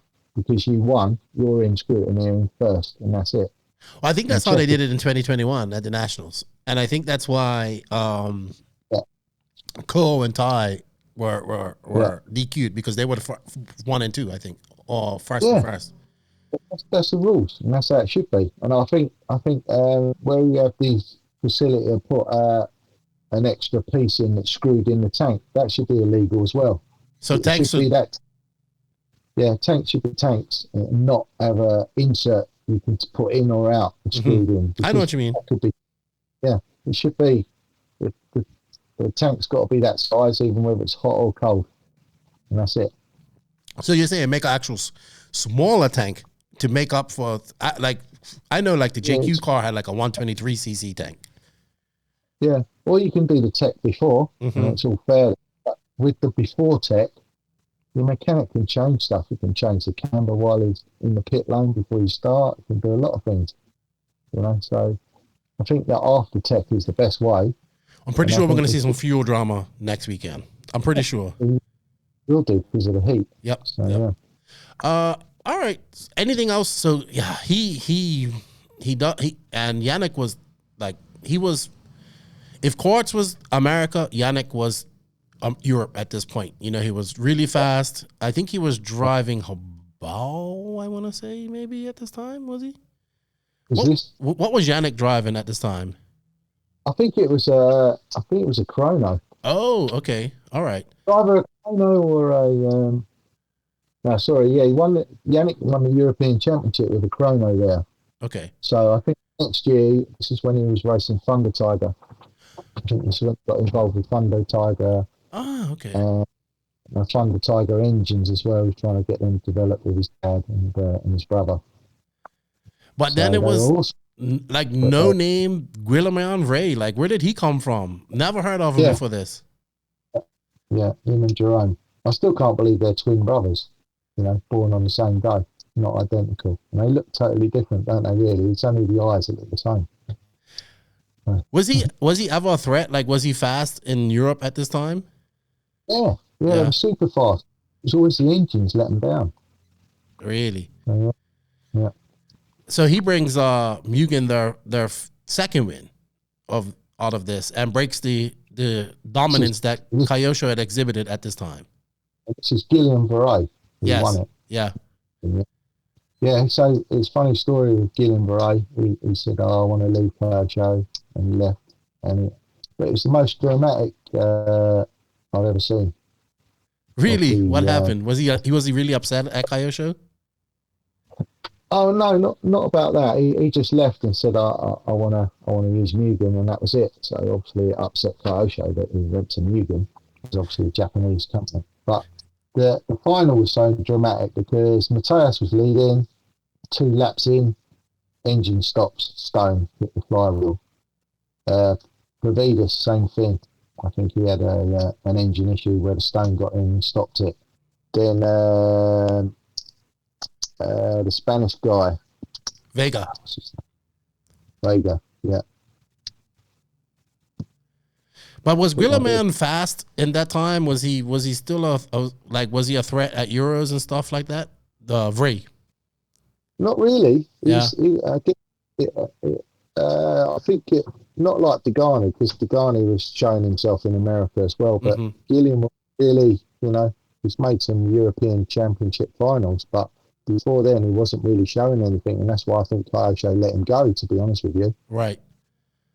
Maybe he was maybe he had a chip on his shoulder, but I always call it new car syndrome. When everyone leaves from and gets a new car, they always win with it at club level or world level or European level.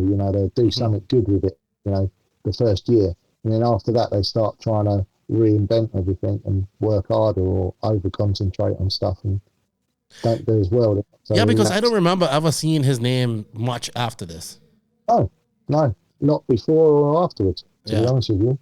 Because I remember in 2003 when Matthias won at Slough, when I was at the warm-up with him, I know I was on one of my home tracks, but I was battling with him all the way through. And I was coming to the end of my sort of driving ability. So yeah, it was a surprise because it was Danny Vega was leading it for about 20 minutes of the meeting, and then his steering servo just blew up, just stopped. So I couldn't believe that. So Miguel was coming up, and he ended up coming second. Quartz, I think he had an engine cut or tyre come off. I know there's a famous picture on Neo of his tyres. I think it was tyres coming off. One of the qualifiers as well. And I remember Regan shouting up to him, "Good job, the only job you had to do was glue your tyres." Oh my gosh. Quartz was amazing driver though. Amazing driver Quartz was. Yeah, so he was, I think Quartz got third in the end. So yeah, even with some tyres coming off and had to swap it over. And Gillian Veray won it. I think it was 10 minutes to go and he got the lead and stayed there. And that was it. There's so many failures. Everyone else was sort of like a lap down, and then in the end. Yeah. The front where they'd had failures. Second Frenchman to win it. First one was French in 1986 was Frederic Vissari, and then Vray. Interesting stuff. And there's been lots of fast French drivers. I mean, Renault probably at his peak could have won this race, I think. And interesting stuff. All right. 2006, the Worlds that a lot of people didn't go to that they should have. Greg always says that this was probably the one Worlds that he thought that Thibaut should have won, could have won, should have won, and would have won if he had went, but he didn't go. Yeah. So it was in Indonesia, Jakarta, Indonesia. There was some security, like bulletin boards about not going there. It was like a security risk or something. Yeah, it was a red alert, wasn't it? Yeah. Sort of like. And then a lot of the American racers, like no Cavaliers, no Mayfields. I don't think Mayfield went, but a lot of those guys didn't go. But you guys did. You was there. Pavitas was there. Degani was there. Yeah. Once again, I was told that this facility was excellent. Yeah. The hotel was excellent. Like, it was a lot of fun, and that you guys felt secure the entire time you was there. Probably it was like being in. It was like a Disneyland sort of place, like an amusement park. Or like you can walk around all of that style and that. A hotel complex within that with a lovely swimming pool and everything. I can remember Yannick and Savoya messing around, and I could see it from my hotel room. Yannick threw a tyre at him, like a Proline tyre or a medial pro tyre, and it smashed Renault in the eye, and he said he couldn't see for the whole World Championship properly out of one eye. So he did the whole World Championship with like 20. It must be something with RC drivers and throwing tires and hitting people in the head, face with eyes, because that's what Greg done to Regan LeBanc. Yeah, that's weird. Yeah. Crazy. And Yannick again got unlucky in that final where the marshal touched the flywheel. Flamed him out. He was leading, like a good lead. Yeah. Then Greg says, I would have won my second Worlds, but my crappy Hobayo Spurger broke. Well, that's what he gets for going to high bar. Yeah, he went to Hobayo. He goes, I was the highest paid RC driver at that point. Yeah, but I'd much rather be world champion again, and he could have been world champion again if he was driving the car show. Probably, that's what, yeah. or he says if he, because that diff, he always reminds me that diff had it was the 8.5, and it was the stupidest thing ever. It screwed onto the diff cup. Yeah. It was so stupid. I had that car too. But then Scott Hughes took over the lead, and he swears Don to this day that Scott Hughes made a deal with Pavidis because he said, "I've never seen somebody blow out so bad." Do you know what? Do you know what happened? Well, Pavidis went off the side of the track. And Right. He lost his car first lap, and he was on form all weekend. And because I was pitting for him with Cube and Sharp, and so when they were battling together, they were crashing together. It was crazy, not into each other, but they just because one crash. You know what it's like when one car crashes in front of you. You go, I think I've got a chance here, and you go offline and just lapse concentration. You crash or go wide at the same place, don't you? And that's what happened. And I shouted up to Mark, this was in the last 10 minutes of the race or something like that, or the last 15 minutes. I goes, take it easy, Mark, you're doing okay. And he'd come in for fuel. And it was lucky, it was like 2 laps before he was due to come in, and I had the gun loaded. So it was so lucky, and he come straight in, because it was just after where they both crashed. Just after, so he come in, we filled him up, and we thought, we've got 8 minutes to go, yeah, that was it. Do you think he could do 8 minutes? Because we were just doing 7:30 stops. And it was like maybe 8.5 minutes, something like that. So I kept shouting up to Mark, take it easy on the gas. And Scott said if he knew that Mark was struggling, he'd have put more pressure on. So he was just driving the same old, waiting for Mark to make a mistake. Because Mark was taking it easy, he kept in the lead, and that's how close it was. So there was no deal between I mean, he just always says it. Scott Hughes wasn't even like an 8-scale driver at this point. He was still like a 10-scale guy. Awesome driver. Yeah. Pavidis threw the radio down to you. I remember that's one memory you always have. I think you caught the radio. Yeah, he threw the, and I was scared because I don't know how I caught it, but it's good video of that. Someone's got a video of that as well. And he threw it down and I caught it, and then I started driving the car back, and it still had some fuel in it. I thought, blimey. And then I said, is this illegal? Is someone going to put a protest in because I drove the back to the pit lane? You know, so I just left it. You never know. Idly. You never know. Crazy. You never know. You could put a protest in. I didn't want to ruin that for that, so I just went right. Did you ever see any protests in your time up to this point? Not really. Mm-hmm. Not really. To be honest with you. I think the only one we've had was 2018 with Angaro. Yeah, which is a great shame as well. Yeah, it is. And I didn't like that. You know, they had someone who was racing. You know, no disrespect to Mike, but he shouldn't have been in there checking the radio over. They should have had the proper official checking that. They should have. They should have. And that's what caused a lot of the problem. But I'm glad they never found anything.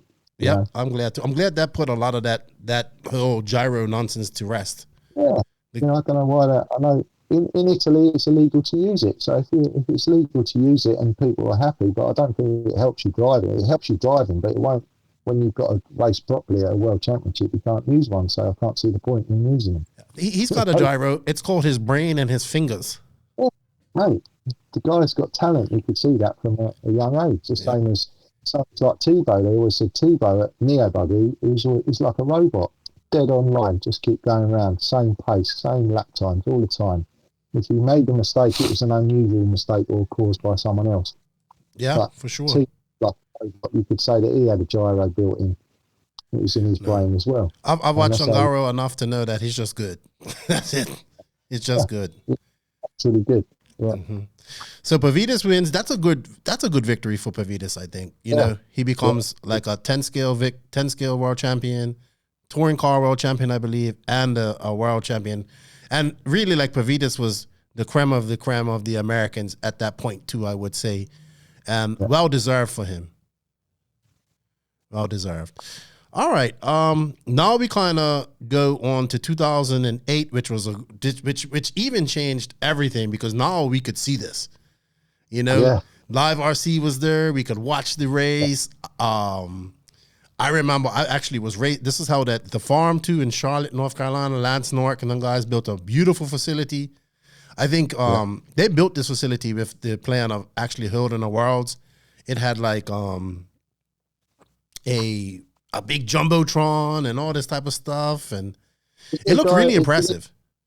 Did he own a NASCAR team or something like He that? used to drive NASCAR. That's He used to it, drive yeah. NASCAR truck, and he actually did a little bit of Formula 2. What's the one below Formula 1? Formula 2? Yeah. Yeah, he did a I'd say little bit of that.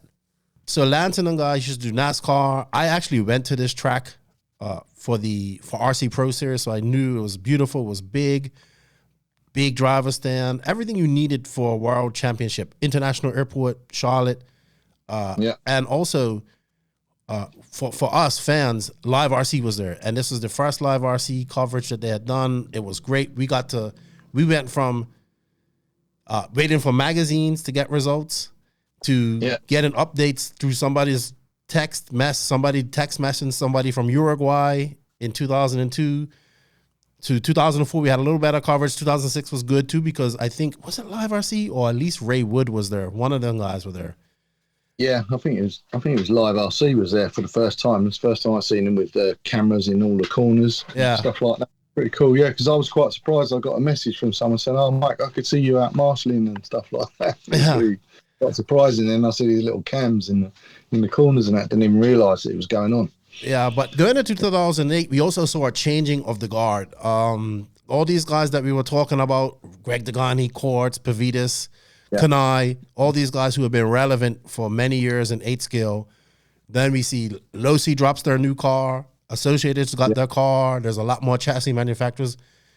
Comes in the time of Ryan Mayfield, Cavallari, Tebow. Well, these guys are still competing in Worlds, but Tebow was probably the most successful out of them in 8 scale. Yeah, and up to this Tebow point. he'd gone away, and he was with O'Donnell car then, wasn't he? Mm-hmm. He'd gone away for a little while. And the hot favourites were Mike and Adam Drake. Yeah. And Drake had sort of come into it again, didn't he? Because he was like, before that, temp scaler, really, wasn't he? Temp scale, nitro, and that. You know, he was just doing that. Yeah, really. he started with 8 scale with Jammin, though. Yeah. With Housley. And Jammin was a big team at this time, too. So they had a good squad going there, like Taylor James, who was really good. That was based off the GS car, wasn't it? No, off the Hong Nor. Yeah. Was it Hong Nor? Yeah, but I thought it wasn't General Silicons took it over at that time as well. I do not know. I think it was still Hong Nor. According to Housley when I interviewed him. It was probably, yeah. But there was a lot of fast Americans. I remember Taylor James was really fast at this race. Yeah. And Chad Bradley. Chad Bradley was out of the mix. This was the last main. He didn't make the main. Yeah. So this is the last Worlds he didn't make the main. Yeah. And Mike Truey was so fast. Yeah. Yeah, Truey. The car was awesome. He was the only one that could do that he would come around the corner, like double that little hump, and he was the only one able to do that. And it's like landing in the middle of the sandpit as well, wasn't it? All the time. He was so good. Yeah. So good. We see a young Ty Tasman, 14 years old, making the main. Yeah. Yeah, he was like a robot then. Yeah. So he was like he was like Tebow, you know, to watch drive. It was like everything was spot on.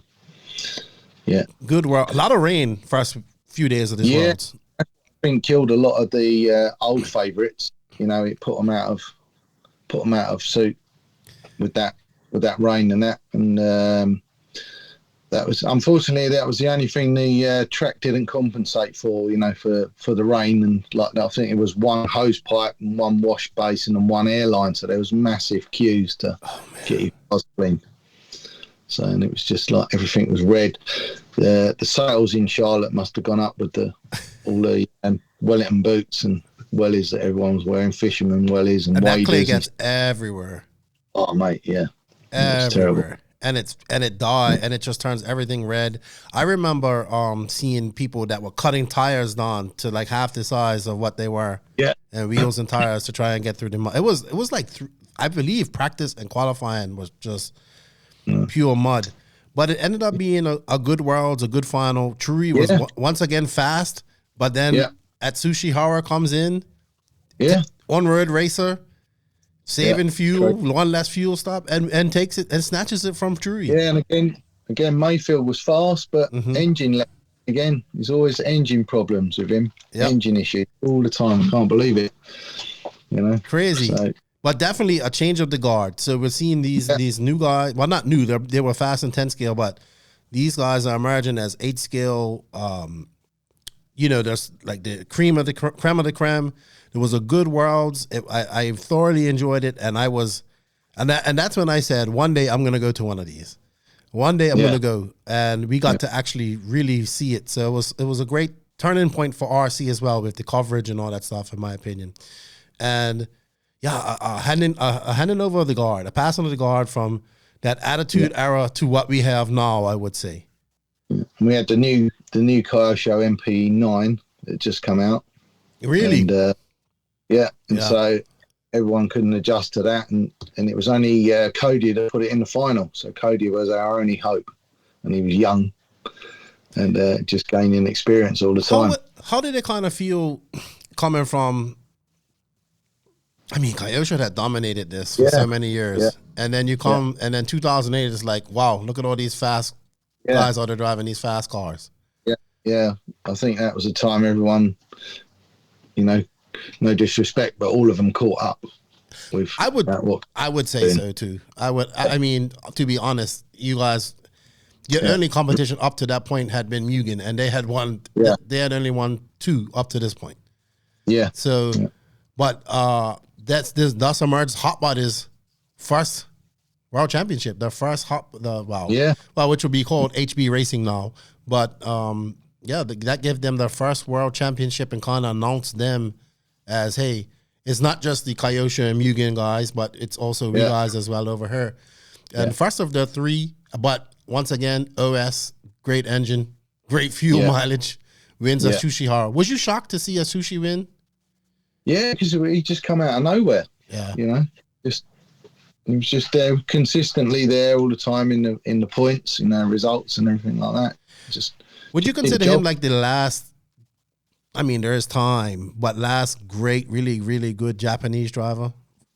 Yeah, I'd say has to be. Yeah. I mean, Matsuka has Nurata and the guys have had shown some brilliance, but not like Hara, I would say. But he's awesome in all different levels or classes racing. When he on road 1/8, 1/10 EP on road, you know, he even did a bit of 1/10. I remember him when he come to Basildon in '93. I think he was about 14, 13-year-old then, driving. I think he made the final with Yokomo. Really? No, not the final. Sorry, but it was his first World Championships. He was with Kyosho then. Yeah, it was what's his name?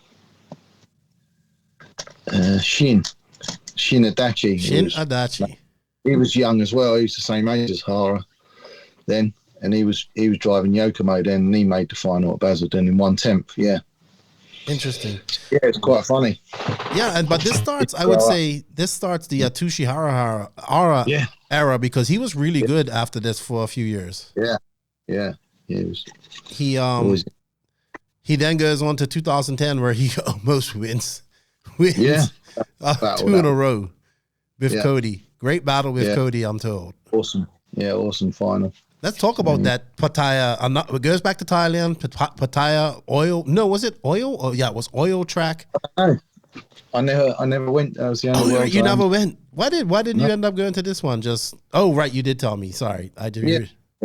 Yeah, we had a driver and we sponsored him for 2 years, and then he decided after a lot of money and sponsorship for 2 years, he decided he wasn't going to go. Was you upset not to, like, that broke your record?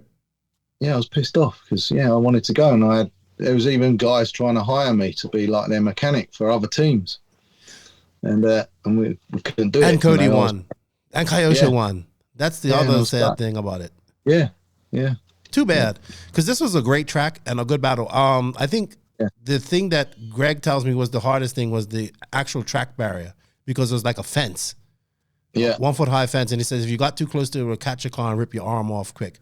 Yeah. So I always remember because I actually see Cody's winning car when we were in Nuremberg show, and the drive shaft, the front drive shaft was like U shape. it was hitting the wishbone. So he must have hit something hard there because it was a brutal track, wasn't it? High grip, gearbox, banked oval type turn straight away. Yeah, it was wild. But yeah, I wasn't watching it like live because I think the time difference and that. But I was watching the results, you know. So all I could see was like clicking over each lap. I couldn't see what was happening. You know, great win for Cody though. Yeah, boosted his career to high heights. And it was brilliant. Yeah. And then, but this then kind of ends the golden era of Kyosho there. The last win for that era, and win number 8. Yeah. And I think if you would have said in 2010 that would have been Kyosho's last win, I think nobody would have believed that. No, because they were pretty dominant with obviously Tebow TQing. Yeah. And they're team based then. You know, American drivers were quite strong for Kyosho anyway. You know, they've had the best results, haven't they? If you look at the American drivers that have done the Worlds, they're all... Yeah, it was the car you had to drive to do well. It was just simple as that. Well, we've been with Kyosho up to that, wasn't it? So yeah. All right. Well, we can't talk about 2010 because you didn't go there, unfortunately. And would have been a great Worlds if you would have been there. Yeah. But 12, you go to Argentina. Now this, I was reading this blog because you did this one. You met with Chris Boots, and you. The funny thing is, you had a great plan going in, like about to avoid customs. I really liked your thought pattern on that. So, tell us a little bit about that, because the warm up race was like an eye opener. You guys got customs charged you an arm and a leg, which I'm not surprised because we didn't go to the warm up. Okay, I'm glad we did because of that. So we could see them all. One of my friend Tim Long with Adam Drake, and that was like stuck in customs for 14 hours because they wanted to charge him $2,000 for a box of tires. They were just making the prices up. But they're just trying to make some money. Yeah, that's all. Yeah. So I said to Chris, don't take any sports looking bags or OGO bags or anything. He went, oh, okay, no, I'll just get a normal suitcase. But he loves an OGO bag, Chris does, and Elliot. So he loved the nice style and everything like that. They weren't style back then. They were just coming into style. Yeah. So they just turned up. They just turned up with the 2 OGO bags. Cool. So they put it on the way. Overweight. That's going to be £50 excess charge for like 5 kilos being overweight. Because with an OGO bag, you lose 9 kilos with just the OGO bag with nothing in it. Exactly. So he's lost all that. So we go through that bit. Then he goes through into the, your security with your hand luggage. And sorry, you can't have that bottle of aftershave, Mr. Boots. We're going to have to throw that away because it's over 100 mil. He said, but yeah, it's half full though. And he said, yeah, but the capacity of the bottle is not what's in it. So, oh my God. He always used to play the card where whatever airline he was using or he'd used in the past, you don't get this problem with Ryanair, you don't get this problem. like the same when he's flying on Ryanair with British Airways or EasyJet. It's always like that. So he get away with that one. He took his iPad out and they felt sorry for him and they let it go under the plane. So he got away with that. So he paid £50 for the extra baggage, and then he got away with another £50 surcharge for posting his aftershave back. So he got his bag. So all he was carrying on the plane was his iPad. So anyway, we got through customs, and they give you a little sheet of paper, IFMAR did, to fill out what we had to fill out to give to them. But so we just waited until there was just a big queue, and you could see inside the customs bit. So we just waited until there was a guy. Both guys were talking to people and trying to rip them off or whatever they were doing to try and make the money. And so he just legged it through. Come on, Chris, quick! Just dropped the sheet of paper on the table and just went through. And they were like calling us back and everything. So Chris is lugging these OGO bags through with Elliot, and that was it. So we managed to get through. As soon as we were out of that bit, they couldn't touch us. It was quite funny. And Tim Long did the same thing. Tim Long just gave the guy the paper, and he was calling him back and shouting at him, and he was just running. And that was it. So we get a taxi to the air. But they said, with Argentina, they said, don't go out of the hotel at night. Don't do anything, just stay in the hotel. Yeah, so he was in Buenos Aires. Yeah. And there was, you could see the track. We were staying in this hotel, Holiday Inn, nice hotel. And yeah, you had a bridge going over the freeway, but it was all caged in. So they said, when you're walking over that bridge, make sure you know someone who's walking behind you and someone's not waiting at the other side, because that's what they do, is they ambush you in the middle and just mug you for your phone or whatever you got on you, and you can't jump over. So you either get stabbed or give them your stuff. So that was quite scary. Yeah, even Joseph said he didn't enjoy this Worlds too much because it was kind of a little bit shady, like taxi drivers ripping you off and all that type of stuff. Yeah, because we got worried when we got in the taxi from the airport, as we were told. But it was only a little journey, and the guy was okay, and we managed to arrange for him to pick us up and take us back. So that was pretty cool. TQ Boots won. TQ this. Unfortunately, didn't make the final. Believe it. In their practice and that, Elliot was flying round, and me and Chris looked at each other and I said, "You sure he ain't been here for the warm up?" Because the way he was driving around, he was just killing everyone. And I can even remember Mayfield saying to him after, I think with a crash, he TQ'd by 10 seconds because Mayfield was in the same heat. And he said, he looked at his times and he said, "Are you driving on the same track as us?" It's quite funny. It's quite a compliment from Mayfield. What was, I would say so too. What was it that clicked for Elliot, you would think, early at this race? It was just, I don't know. I think it was just the roughness of the track. And just, we went with the setup we always know. Because for that year, I just kept Elliot on the same setup. I just made it. And it was Tebow's Neo setup. We just kept the car the same. So, and even in that heat, we used the same oils that we used in England. And he just knew the car. So all he had to do was learn the track. And this is where a lot of people go wrong. That actually makes sense. Because when you go to it, I get probably 20 people asking me, they send me a video of this track. And they say, "I've never been here before. Can you give me a setup for what you think?" And I said, "Well, go with a setup where you last used in your car." And they go, "Why?"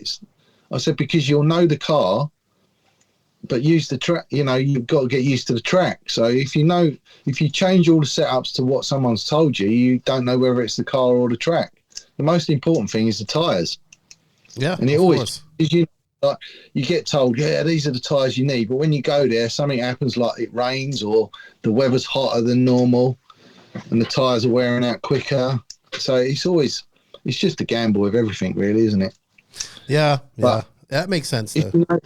So that's what he did. He stayed on the same setup, and we just stuck with that, and it worked fine. And I checked everything over on the car. We put new servos in before the meeting. And usually we don't change any of the servos. We know that they're going to last for that meeting. Servos are a funny thing, aren't they? They can either go straight away within the first 5 minutes from a brand new one, or they last. So you don't know what you're doing the best. If you put a new one in, it could blow, or you keep the ones that you use for that meeting. So we did that, but I'm sure I can't see the video. There was a video, or I think I was dreaming it, or I might have seen it myself, but I remember him hitting a marshal's foot quite hard in the final. Because when we checked the servo, the servo melted. It melted like a burnt out speed controller when he come in. But I'm sure the pin was bent, and it just made the servo just so stiff. Right. Funny, because everyone was saying, "Oh, you shouldn't use them plastic servo arms," and that's what we were using on it. But you broke the servo and not the arm. Yeah, and it was the servo that blew, and they always say it's a servo arm. It's quite crazy, and it wasn't. There was nothing wrong with a servo arm. We never had a servo arm rip. And no LCQ at all, right? No. I was just totally gutted. It was such a shame because it was. Yeah, I'm sure he would have won it if he was in the final. Yeah, and this is, even now, I still think that TQ should go right through. I think TQ goes right through and let them have a practice session. Or whatever. Unfortunate for Boots and you guys. Very unfortunate. Yeah, and like he got the TQ, but it wasn't all of the 5. Obviously, we didn't have all of the 5 qualifiers because I think one of them got cancelled because we had a massive flooding. And it's quite funny because they said, someone told us that if the floods carry on, they'll go on the championship will go on the end, the qualifying result. Right, so he would have won. Yeah, and Elliot was going, "No, I don't want to win like that." And I said, "Yeah, that's fair enough, but I'll take it." And I think now he would take it. But what really pissed me off about that event, it was a great event. You know, it was in a dangerous area. I thought for us RC, we had the Kyosho cabin broken into, and all the spares were disappeared. But it's funny, someone at the track knew who it was, and all of that stuff come back, even all the T-shirts and everything. So that was crazy. But Really? we went to the drivers' banquet because we thought Elliot was going to get a TQ trophy.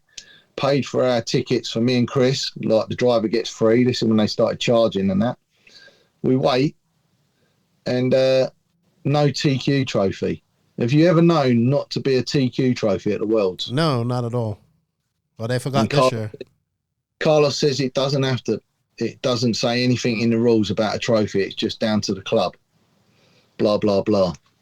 And even Robert Battle stood up because he obviously is world champion then, and he stood up and said, "I can't believe that. That's disgusting." And he wasn't happy with Carlos or anything like that. And we just got up and walked out and left. We said, "See ya."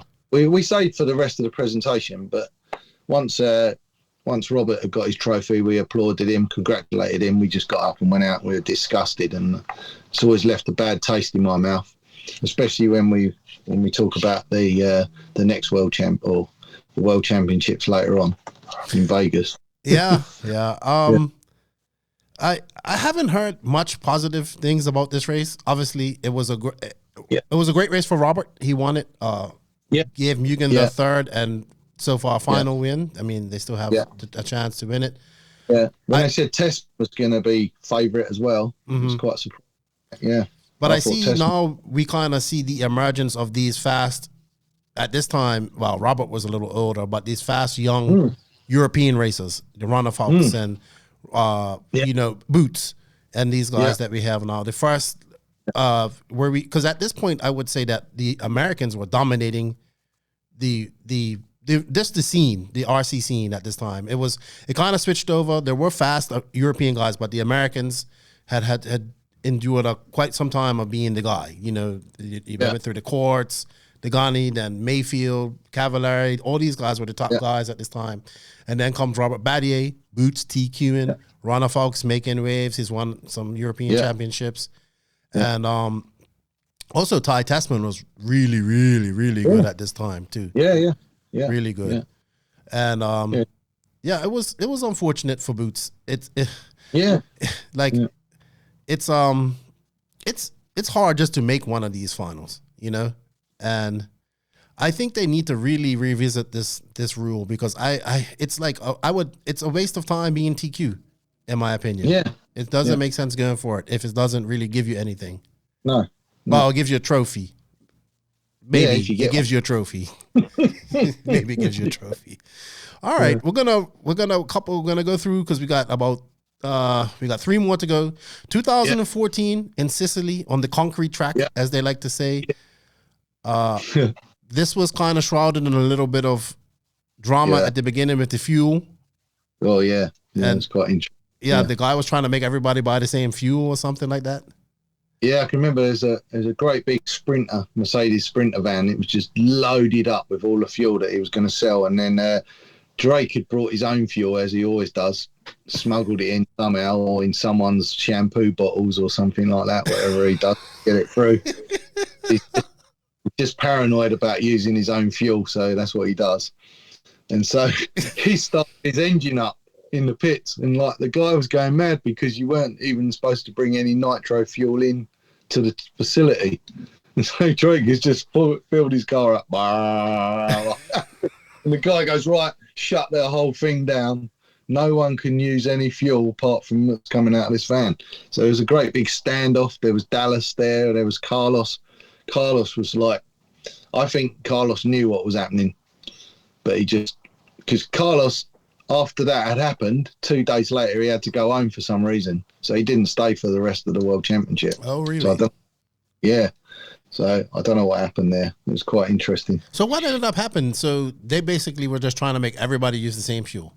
Yeah, and there was like threatening Phil as well. You know, he was broadcasting it all, and he posted some bad pictures up about like this van being laden down, and this is where you get your fuel, you know, being sarcastic. And he was sort of like, he was getting like threats to get beaten up and sent away from the thing. It was really bad. So yeah, when we were scared being in where we were as well, Sicily. We thought we were going to end up with a horse's head next to us. So what eventually happened? What was did you guys mediate? I don't know. It was like behind closed doors negotiation with IFMAR and Dallas and that. And Dallas didn't take no shit. So bless him. So I think it's thanks to Dallas that went ahead. I don't think it would have happened otherwise. Yeah, So Ronald Falk was still on Kyosho at this time, right? Yeah. Ronald. Yeah, and he in the semi-final he got stuck on a pipe. He was in 4th place in the semi-final, doing okay. Got stuck on a pipe trying to rev it up, trying to get back over, and I think the flywheel just caught the pipe and cut his engine, and that was it. And Boots did Boots make the main? Boots, yeah. No, Boots. No. I wasn't mechanicking for him then. Okay. But I was pitting for Jerome, Sartell. Jerome. Okay. Jerome, because he was driving Kyosho then. And Boots went down the straight, and all of a sudden his car just veered off to one side, and his leg gave way. His leg went to sleep. His physical leg gave way. Yeah. Okay. I think it was either Cody or someone else, or Mike True. He had to go up there and hold his leg. Really? Someone went up there and was holding his leg up. Yeah, but unfortunately he missed the cut off. Wow. So you know who else was fast at this race too? Lee Martin, I believe. Yeah. Lee Martin was going really well, and then just had a free engine cut. Yeah. But it always scares me when everything's working fine with the engine, and then for some reason whoever's doing the engines want to strip the car down and strip the whole engine down and look through it and all that lot. And I think it scares me. If it's working, it ain't broke, don't fix it. Yeah, change the plug and that's it, and try that in the semi warm up or whatever. Mayfield, Losi, fast. Yeah. Servo, same thing. Change the servo, goes out.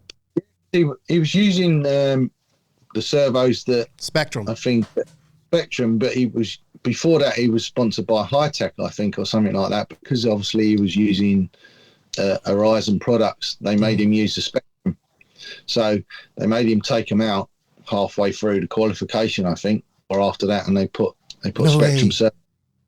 But he smashed into that chicane. He hit it hard. So I don't, to be no disrespect to Spectrum servos, but I don't think any servo would have took what he hit. That's what I remember about his lead. I was like, why is he just going so fast? Why don't he just back it on a bit? Yeah, he just goes flat out. I don't know. He has learned that now, though. He has learned that. Yeah, because when you watch him at like Silver State, or the dirt, he's so controlled over rough. He's an awesome driver in the rough. You just know you ain't going to beat him. The way he drives is so controlled. He just drives to the pace of what he needs to now. Yeah. So, Ty Tessman takes his first win for Canada. I think he deserved it. I think he won it. Yeah, he was in good form. He did his own work. They said he did a lot of testing in car parks because it was on road sort of style. The suspension was absolutely spot on. He was the best handling car for that situation. Yeah, and this was like when I would say that Ty and Gord were just like unstoppable at this time. Yeah. They made a really good team. HB cars were good. Yeah, it was good. They had a great package, and they did really well. So well deserving. All right. Yeah. 2016, third time in America, back to Vegas. Yeah. At RC tracks. The track is still there, I believe, to this day. Maybe not the same Worlds track, but it's still you still can run on it. Beautiful facility. Yeah. Lots of high hopes for this facility. It's closed now, unfortunately. Yeah. Lots of high hopes for the Americans as well going into this. They thought that they were gonna, and I would have to say that at this point the Americans were definitely the favorites going into this. Ronald Falk had kind of made a splash earlier, I think in 2015 by beating Ty in Truggy or something like that. So he was kind of on the cusp. Battier was on great form as well. Yeah. But to be honest, the Americans just kind of never showed up at this race. No. Yeah, Tebow. Yeah, Tebow was fast. Tessman. Tessman's not American. Yeah, but Tebow was he was good, but he wasn't super fast like Elliott. Mm-hmm. And he got it by basically he could do 10-minute fuel stop. He didn't have to stop. Right. So he got 2 of his TQs by taking the gamble and lasting the 10 minutes. You know. They said very Euro style track too. Yeah, and there was big complaints from Ronnefolk. Got a bit psyched out with the water. You know, they were saying there was too much water put on for his and stuff like that.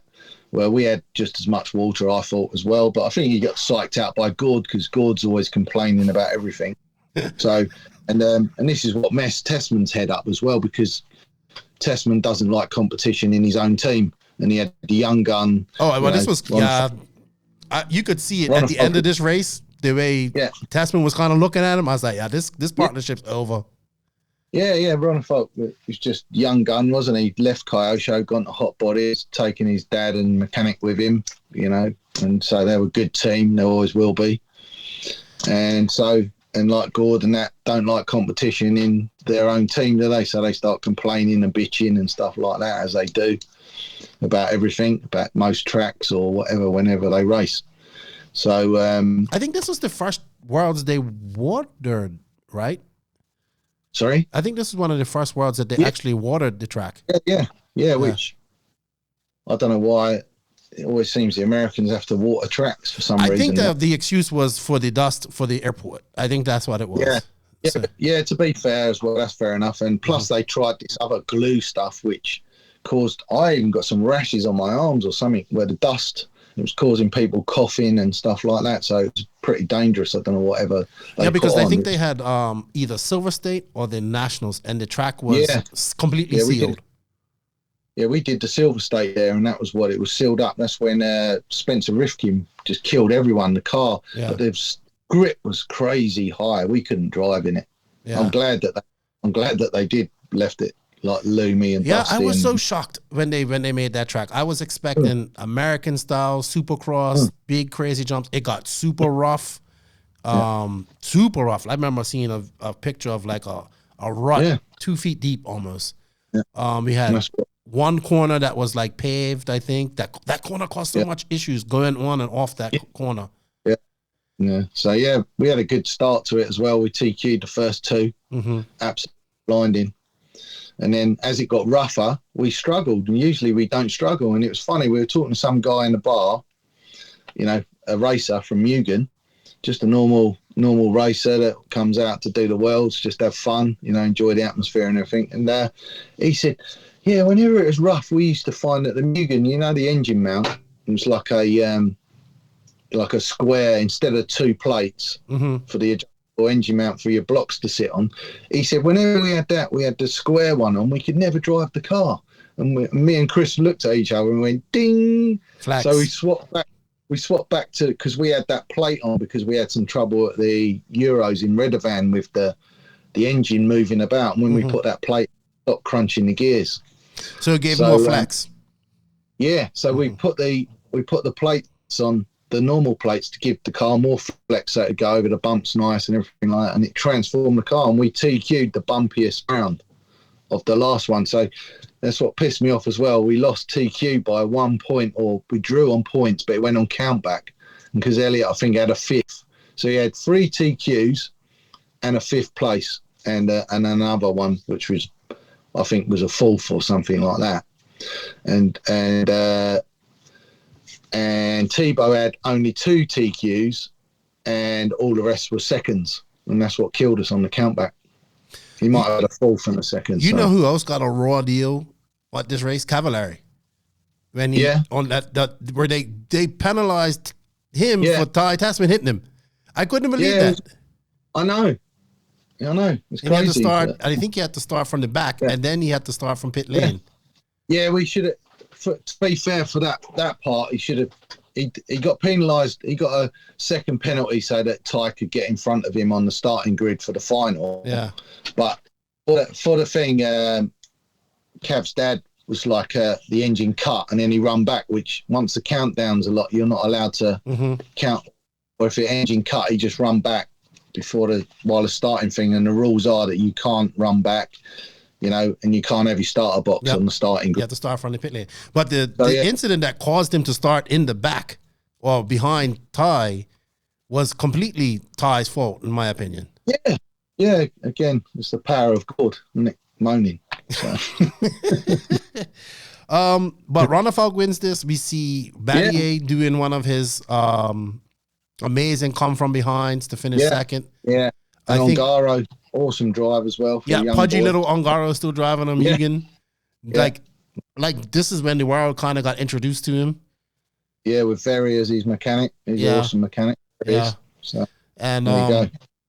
Little did we know, like 2 years later, that this young man would be a world champion. Yeah, exactly. Good team. Anything else you remember about this trip in Vegas? This Worlds in Vegas that stands out? Not really, because in Vegas it's so busy, isn't it? It's not like you going to a hotel in the country, like where a lot of races. There's lots of races there. We had a lot of fun, gambling and stuff like that, but it gets overwhelming after a while. Vegas I can only stomach for about 3 days, and then I've had enough of hearing the ding, ding, ding, ding, ding, and all that lot. And there's even gambling machines in the toilets and stuff like that. So it's crazy. Yeah, Vegas is, so not really anything exciting stood out, apart from the, just at the track. I loved it because obviously Elliot was doing really well. DQ'd free. Couldn't ask for more and that, and we still didn't get TQ, and TQ trophy was absolutely amazing. And again, we didn't even go because you're going to get charged to go to the drivers thing, which was a shame. And there was a big protest, obviously, with Mayfield and JQ. No, that was in Australia. This was in Australia at the banquet. Was that it? Oh, I didn't go to that banquet. Right, so this happened in Australia. The next one. I thought that was a Vegas one. No. This was in Australia. I actually qualified for this round. I just never had the money to go. Yeah, I qualified through the Dominican. I would have been way on, but we got 2 spots and I qualified for 1. Did you go? No. This will be my first round that I'm going to. Yeah? I'm sure you were at Vegas. No. You probably.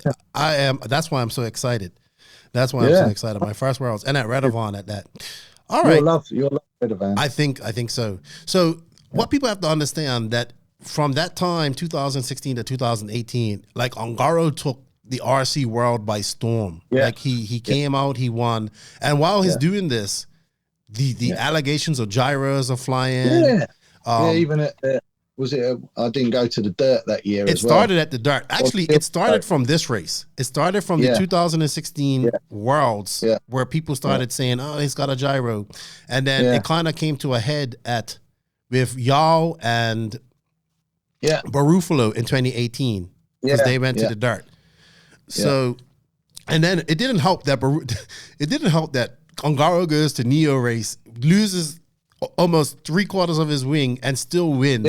And people's like, "Wow, can he win with no wing?" and all this type of stuff. It was amazing. But what Ongaro did in that 2 years, because he went to Associated, he just transformed from this pudgy little kid who finished 6th to this like superpower in RC. Going into I think he went into 2018. We go to Perth. It's a lot of. Did they have a warm up? Yeah, we went to the warm up. I couldn't believe it. We went to Australia for a week. So they had a warm up, and then they actually made it a 10-day world so people could get more practice. Yeah. So they had a warm up. First Worlds in Australia. I have to give it. I did enjoy this. I thought the coverage was good. I wasn't there. The racing was good. But we also had a lot of drama after the fact at this race. And tell us what you remember about this race going in. You was with Elliot. You guys are still with Elliot, right, at this time? Yeah, 2018. He was still on Kyosho. He was probably at the very height of his peak of his career, I would say. Yeah. That's why I thought I had more confidence in him winning there than I did in Vegas, to be honest with you. Really? Yeah. Really? So we went there, went to the warm up. We finished 3rd in the warm up with we had a kingpin come loose in the final, so we couldn't really push. We were just driving steady in the warm up race and finished 3rd. So it was Ronafalk won it, and what's his name? the Australian young guy. McBride. Scott not that's his dad's name. Isn't it? Kyle Scott McBride. Kyle McBride. Yeah, Kyle McBride was second, and then we were third, but not too far behind with a kingpin missing at the bottom. So that's reassuring. Do you think so? Give me your opinion on warm-ups. What do you think about them? I think they're a waste of time because the track's changed, different again, and I think it's unfair to the drivers that haven't got a budget. I still think it should be a fresh track that no one's driven on before. Okay. It should be all totally bulldozed, and that's it. So, okay.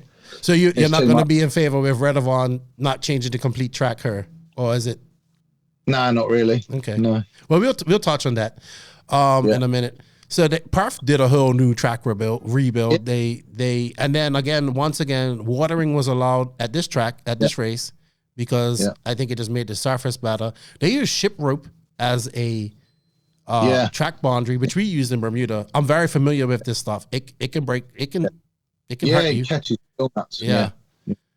It isn't like you don't bounce off it. You know what I mean? Like pipes. The thing is though, people complain about it and because it's different, but it's the same for everyone. I agree. Track is the same for everyone. So you stay away from there. Then pretty simple. Pretty simple. Yeah. You drive on the track.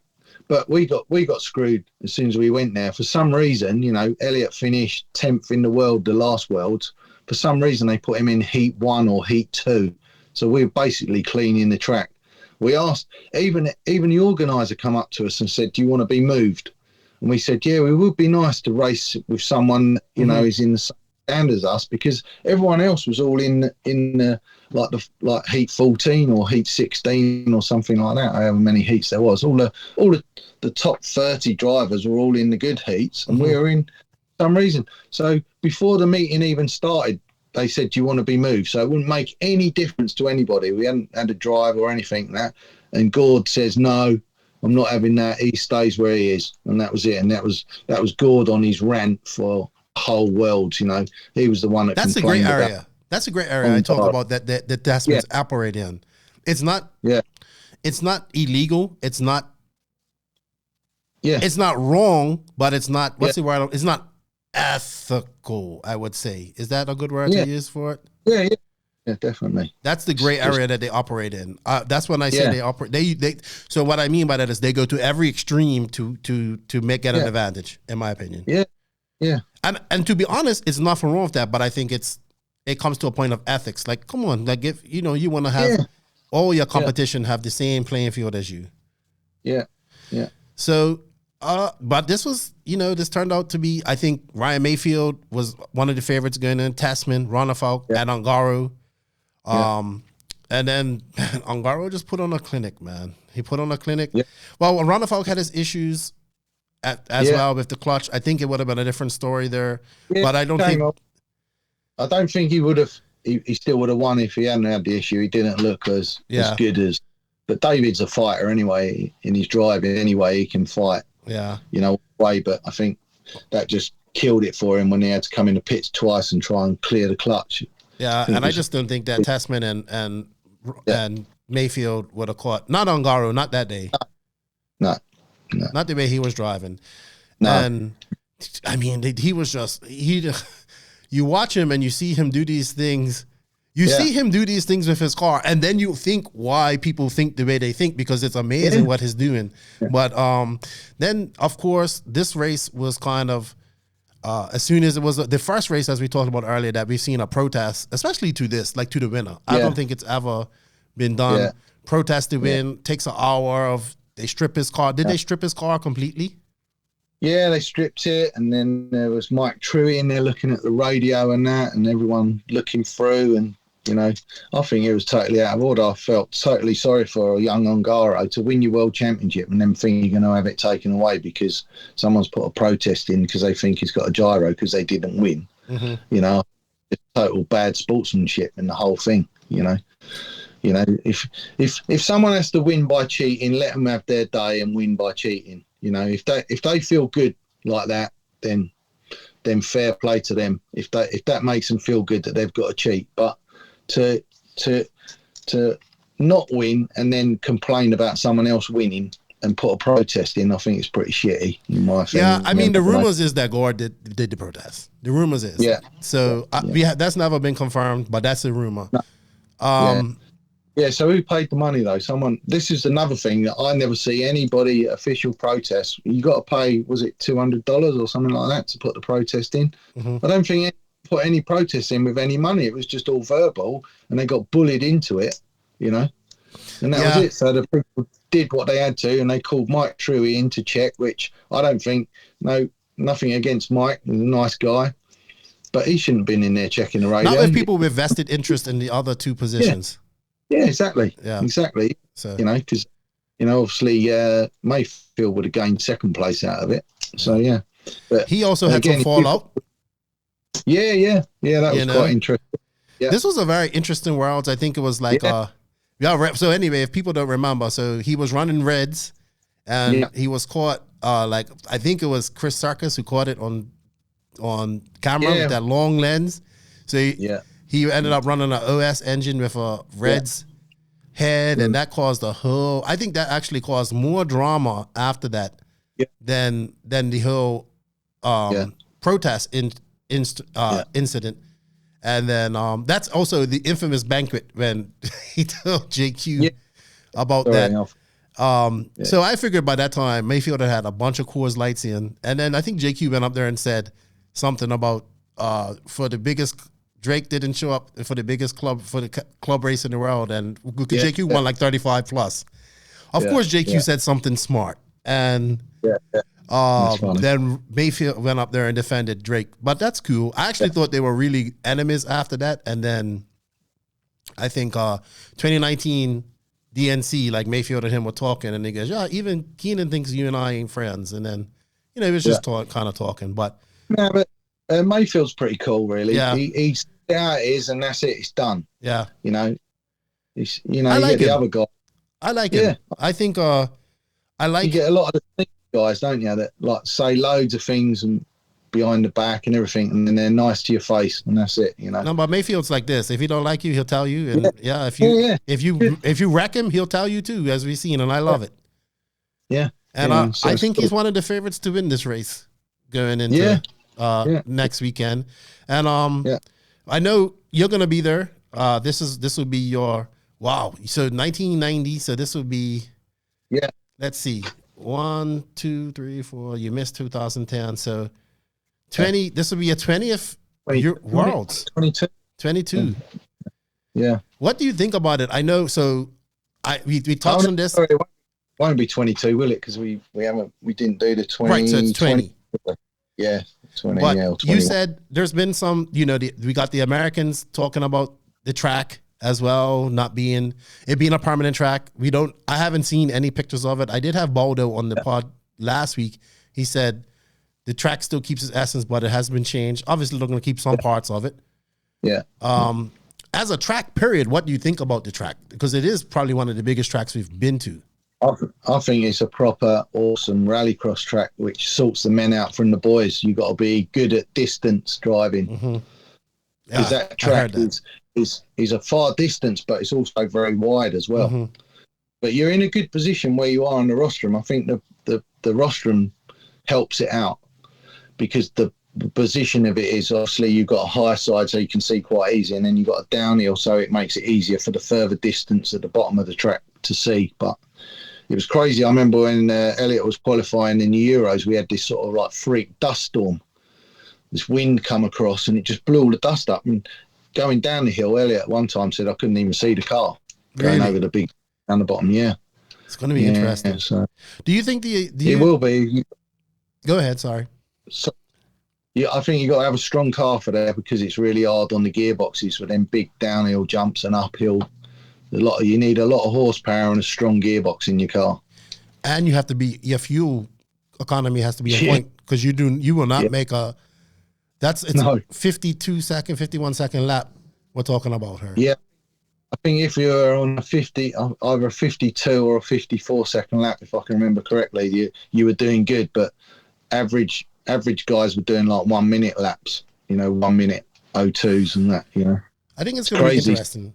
Do you think the Americans are justified in the permanent track thing? You think I mean, you do look. We all agree that the best thing is to have a fresh track for everybody. Yeah, we can all agree with that. Yeah, but I feel like these guys are professionals. I mean, we're talking about like Mayfield, Fend. I have to say Mayfield, Fend, Tasman, because I think they're like the 3 fastest North Americans right now. There'll be more. Yeah. There'll be more. But I think like it's just like this. You're professional. It's just you approach it in a different way. Americans are good. They like. I know our European bigger tracks don't suit their style, but they get the hang of it. Mm-hmm. You know, give them like 3 days after practice and that, and they'll be up to speed with everyone else. Yeah, they got 6 rounds of 10-minute practice. Yeah, exactly. Same as everyone else. I think it's going to come down to tires, like a lot of things. I think the European tires will do well there. And I think AKA and Proline will do well. And the big if everybody is saying is Jay Contes, but I'm sure they'll figure that out as well. Yeah. It's going to be interesting. Do you think this is probably, for me, I feel we have 4 years of, for me, I kind of felt like there was a narrative to maybe not that the worlds aren't really as important as they used to be. And I think that's wrong because we haven't had a worlds for 4 years, you know. It's been desperately needed. And it is the one thing that one place and one race where we do get the best in the world racing against each other, no matter where it is. And I think we need to see more of this. But I definitely, I'm a big, even though I criticize the federations, I am a big supporter of them. I think we need them. I think we need the IFMAR Worlds. I think the IFMAR Worlds needs to do more for the industry too, in a certain way. Especially like I didn't know you had to pay for a damn banquet. So, you know, they should be putting that on, I think, you know, and not the host track. Because I know a lot of with these events and these federations, I know the host tracks incur a lot of the costs as well. So you either get a free ticket to the banquet, but you have your mechanic and your family, don't you, that go with it. So they should be all included as well. It should be everyone that's in that track should be allowed to go, you know, to this banquet. It shouldn't be. Doesn't have to be a big sit-down meal or anything like that. It's a presentation, you know. Yeah. How about Kyosho? I mean, I think you got Yao, you got Lutz. Is Polito going? Yeah, Polito's going as well. Yeah, good. So I think he'll do well. I think it'd be scary for people. I think Yao is very fast. He needs. I think he looked really good in Barcelos. He looked. I think Yao can make the main her, and I expect Lutz to be close to as well. I think he can make the main. He did really well at Wicked Weekend her recently. Seems to be happy in a good spot, and I would like to see him do well. Yeah. How about you? Who are your favorites? I know you got to pick Kyosho guys, but Kyosho guys aside, who are your favorites going into this race? Who do you expect will be? Who do you think will win? I know it's hard to say, but we were talking about it. Funny enough, and we had we got. It's going to be, I think, Ronnefolt or Mayfield. Okay. I wouldn't disagree with that. Any reason why you don't have Ongaro in there? I don't know. I'd like to think that he's still the same, but he just seems to be just a little bit off lately. I will say this. At RCGP in UK, even though he won the 60-minute final, I didn't have him as the most dominant driver there that weekend. Yeah. Exactly. Usually he's like he's on it, isn't he? And he's away and he's super fast. And even at the warm up, he wasn't. Yeah. You know, Baldo was away, going and away, but but then again, his Ongaro, and he just pulls off. He seems to find a way to do it all the time. It seems. Yeah. So it's gonna be interesting. I would Mayfield's best chance, you think, to win the Worlds, or does he have more? I think it's his one and only, I think, now. So I think after that. But it'd be interesting to see how he finds. I know he's getting on a little bit now. So but I think we're going to see how long a guy can be fast with Mayfield. Yeah. I think he's going to be the one. But it'd be interesting because it'll be a lot of eye strain with that. Right. With that track. And so obviously the younger will benefit from that and stay there. How about the veterans like Thibaut and Cavallari? You think that they'll be in the mix, or you think this is the year we don't see them in the finals? Yeah, I don't think so, to be totally honest with you. No, I've got to be honest. That's so crazy to think that nowadays. I could see them getting in the semi-finals, Mm-hmm. but I can't honestly see them getting into there. You know, Level European. Their experience is good though. Right, You know, right. they're fight well. So I think semi-finals, and then it'd be interesting. The level of European talent is immense. I think the level of talent Yeah. competition going into this world is something that we youngsters. haven't seen. Yeah. It's the young guns you got to look out for. Unfortunately, they won't have the experience to keep the car going for the hour, you know, in the final if they get in there, because that track is tough on cars. So I mean, you well, look, yeah. I mean, Battier was 2016. Battier was leading, lost a servo. Ronafalk leading, lost a servo. Boots inherits the leads and walks away with it. So yeah, because we went to the warm up that year and we didn't even make the final there, but we learned so much because we were killing the car. You know, Yeah. Elliot was landing on power. You know, so it was killing the gearboxes. So we were just killing, and the engine was moving as he's landing. So even when he won the Euro, we drew a map of the track, and I was saying, here, when you land, if you're going to land flat or whatever, don't put any power on. No brakes, no power. You know, in certain parts, I was telling him, just going through it before we started the final, and he did everything we said basically, and we were in it, you know, and we won it. But the only thing he did wrong was he come in one lap earlier than what he should have done. He thought we called him in because we didn't have headsets then. it's going to be interesting. It's going to be interesting. I think Kyosho will be all right. I think y'all. I think Polito will be very interesting. No disrespect to Renault. I just don't see him in the semis. But he could prove me wrong.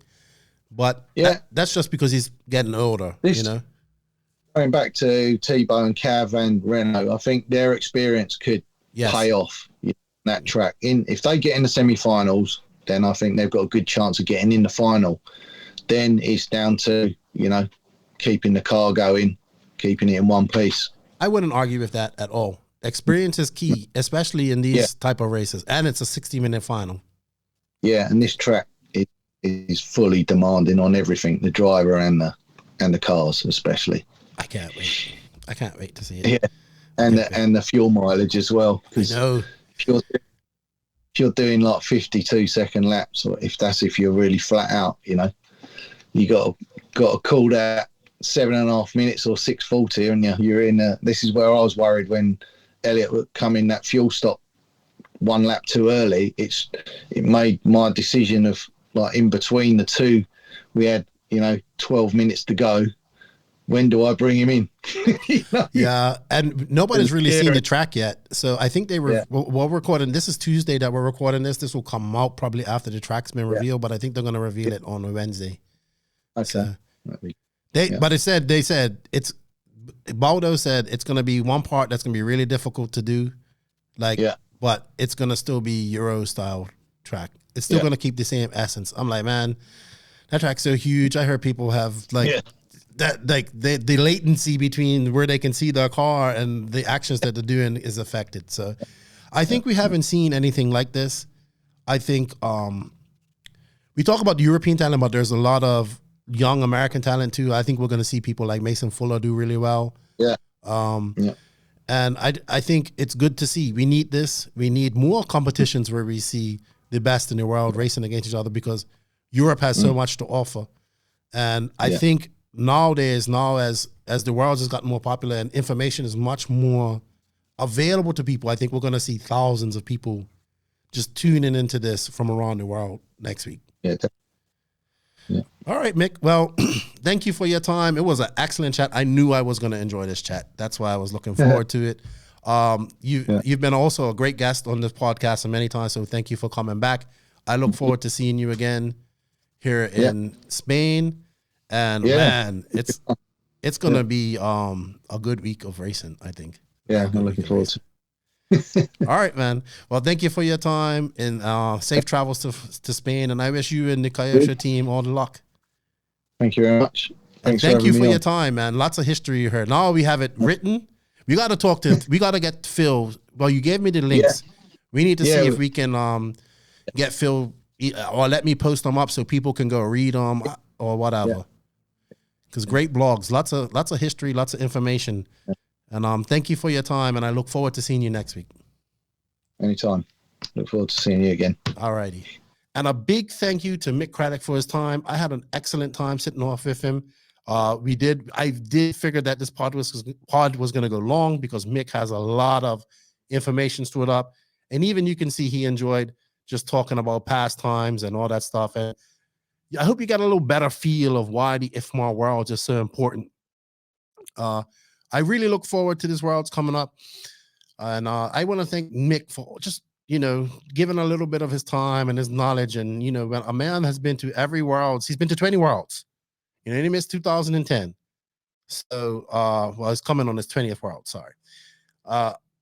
There's a plethora of information there. And I want to just thank him for being so thoughtful and being able to remember these things and being able to share his experiences with us. I thoroughly enjoyed it. Thank you, Mick. And also, you guys, remember, I'm doing some blogs about each team. You can follow them every day. I'm going to try and do one every day. In fact, after I finish recording this, I'm going to go finish off one. Also, you can check out episode 203. That is 204, sorry, with Brian Baldo. He talks a little bit more about the track. And look forward to all the content we're going to bring you next week from Redavon. Also, we have one more podcast dropping with Robert Battier later on this week as well. But please enjoy this episode 205, Mick Cradock, with a little bit of World's history. With that said, I want to say thank you to all of the NNRC squad around the world. We can't do it without you guys. Remember, please help us grow that YouTube and our Instagram. Let's get up to 1,000 followers on Instagram. Remember, I had to start the Instagram all over after my Facebook got hacked. So let's get the Instagram going. Also, let's get that YouTube channel going, man. I want to get it to 3,000 subs. If you haven't already, go hit up that sub, that notification button, hit that like button, leave a comment, hit dislike if you want. Sure, but we need your help in getting the YouTube, the NNRC YouTube. We need to grow that. We really need to grow that. So I want to thank you for all that support. Also to the patrons of the podcast, thank you for the extra support. You guys get early access to this podcast. If you wish to be a patron, you can. The link is written in the description of this podcast. Also, we have something new. We have members on YouTube for $1.99 for the cup of coffee a month. You can support the podcast and get some early treatment. Or when that gets going, we'll have members only stuff and YouTube and all that stuff as well. But that helps. RC racing doesn't pay that well, so we have to generate revenue at not for me anyway. Not for the podcast, not for what I do. I'm sure there's plenty of people making some good money in RC, but we greatly appreciate the support, and we need to generate revenue from every chance we can, because it's important to keep on going and keep things going, keep the bills paid, keep traveling to races and bringing you guys the content that you deserve as listeners of the NNRC. So thank you to the patrons and the future supporters through YouTube of that. Also, shout out to the awesome sponsors of this podcast. Remember, everybody, we have links for affiliate links, coupon codes. Some companies don't have coupon codes. You just leave them a note saying you heard about it on the NNRC.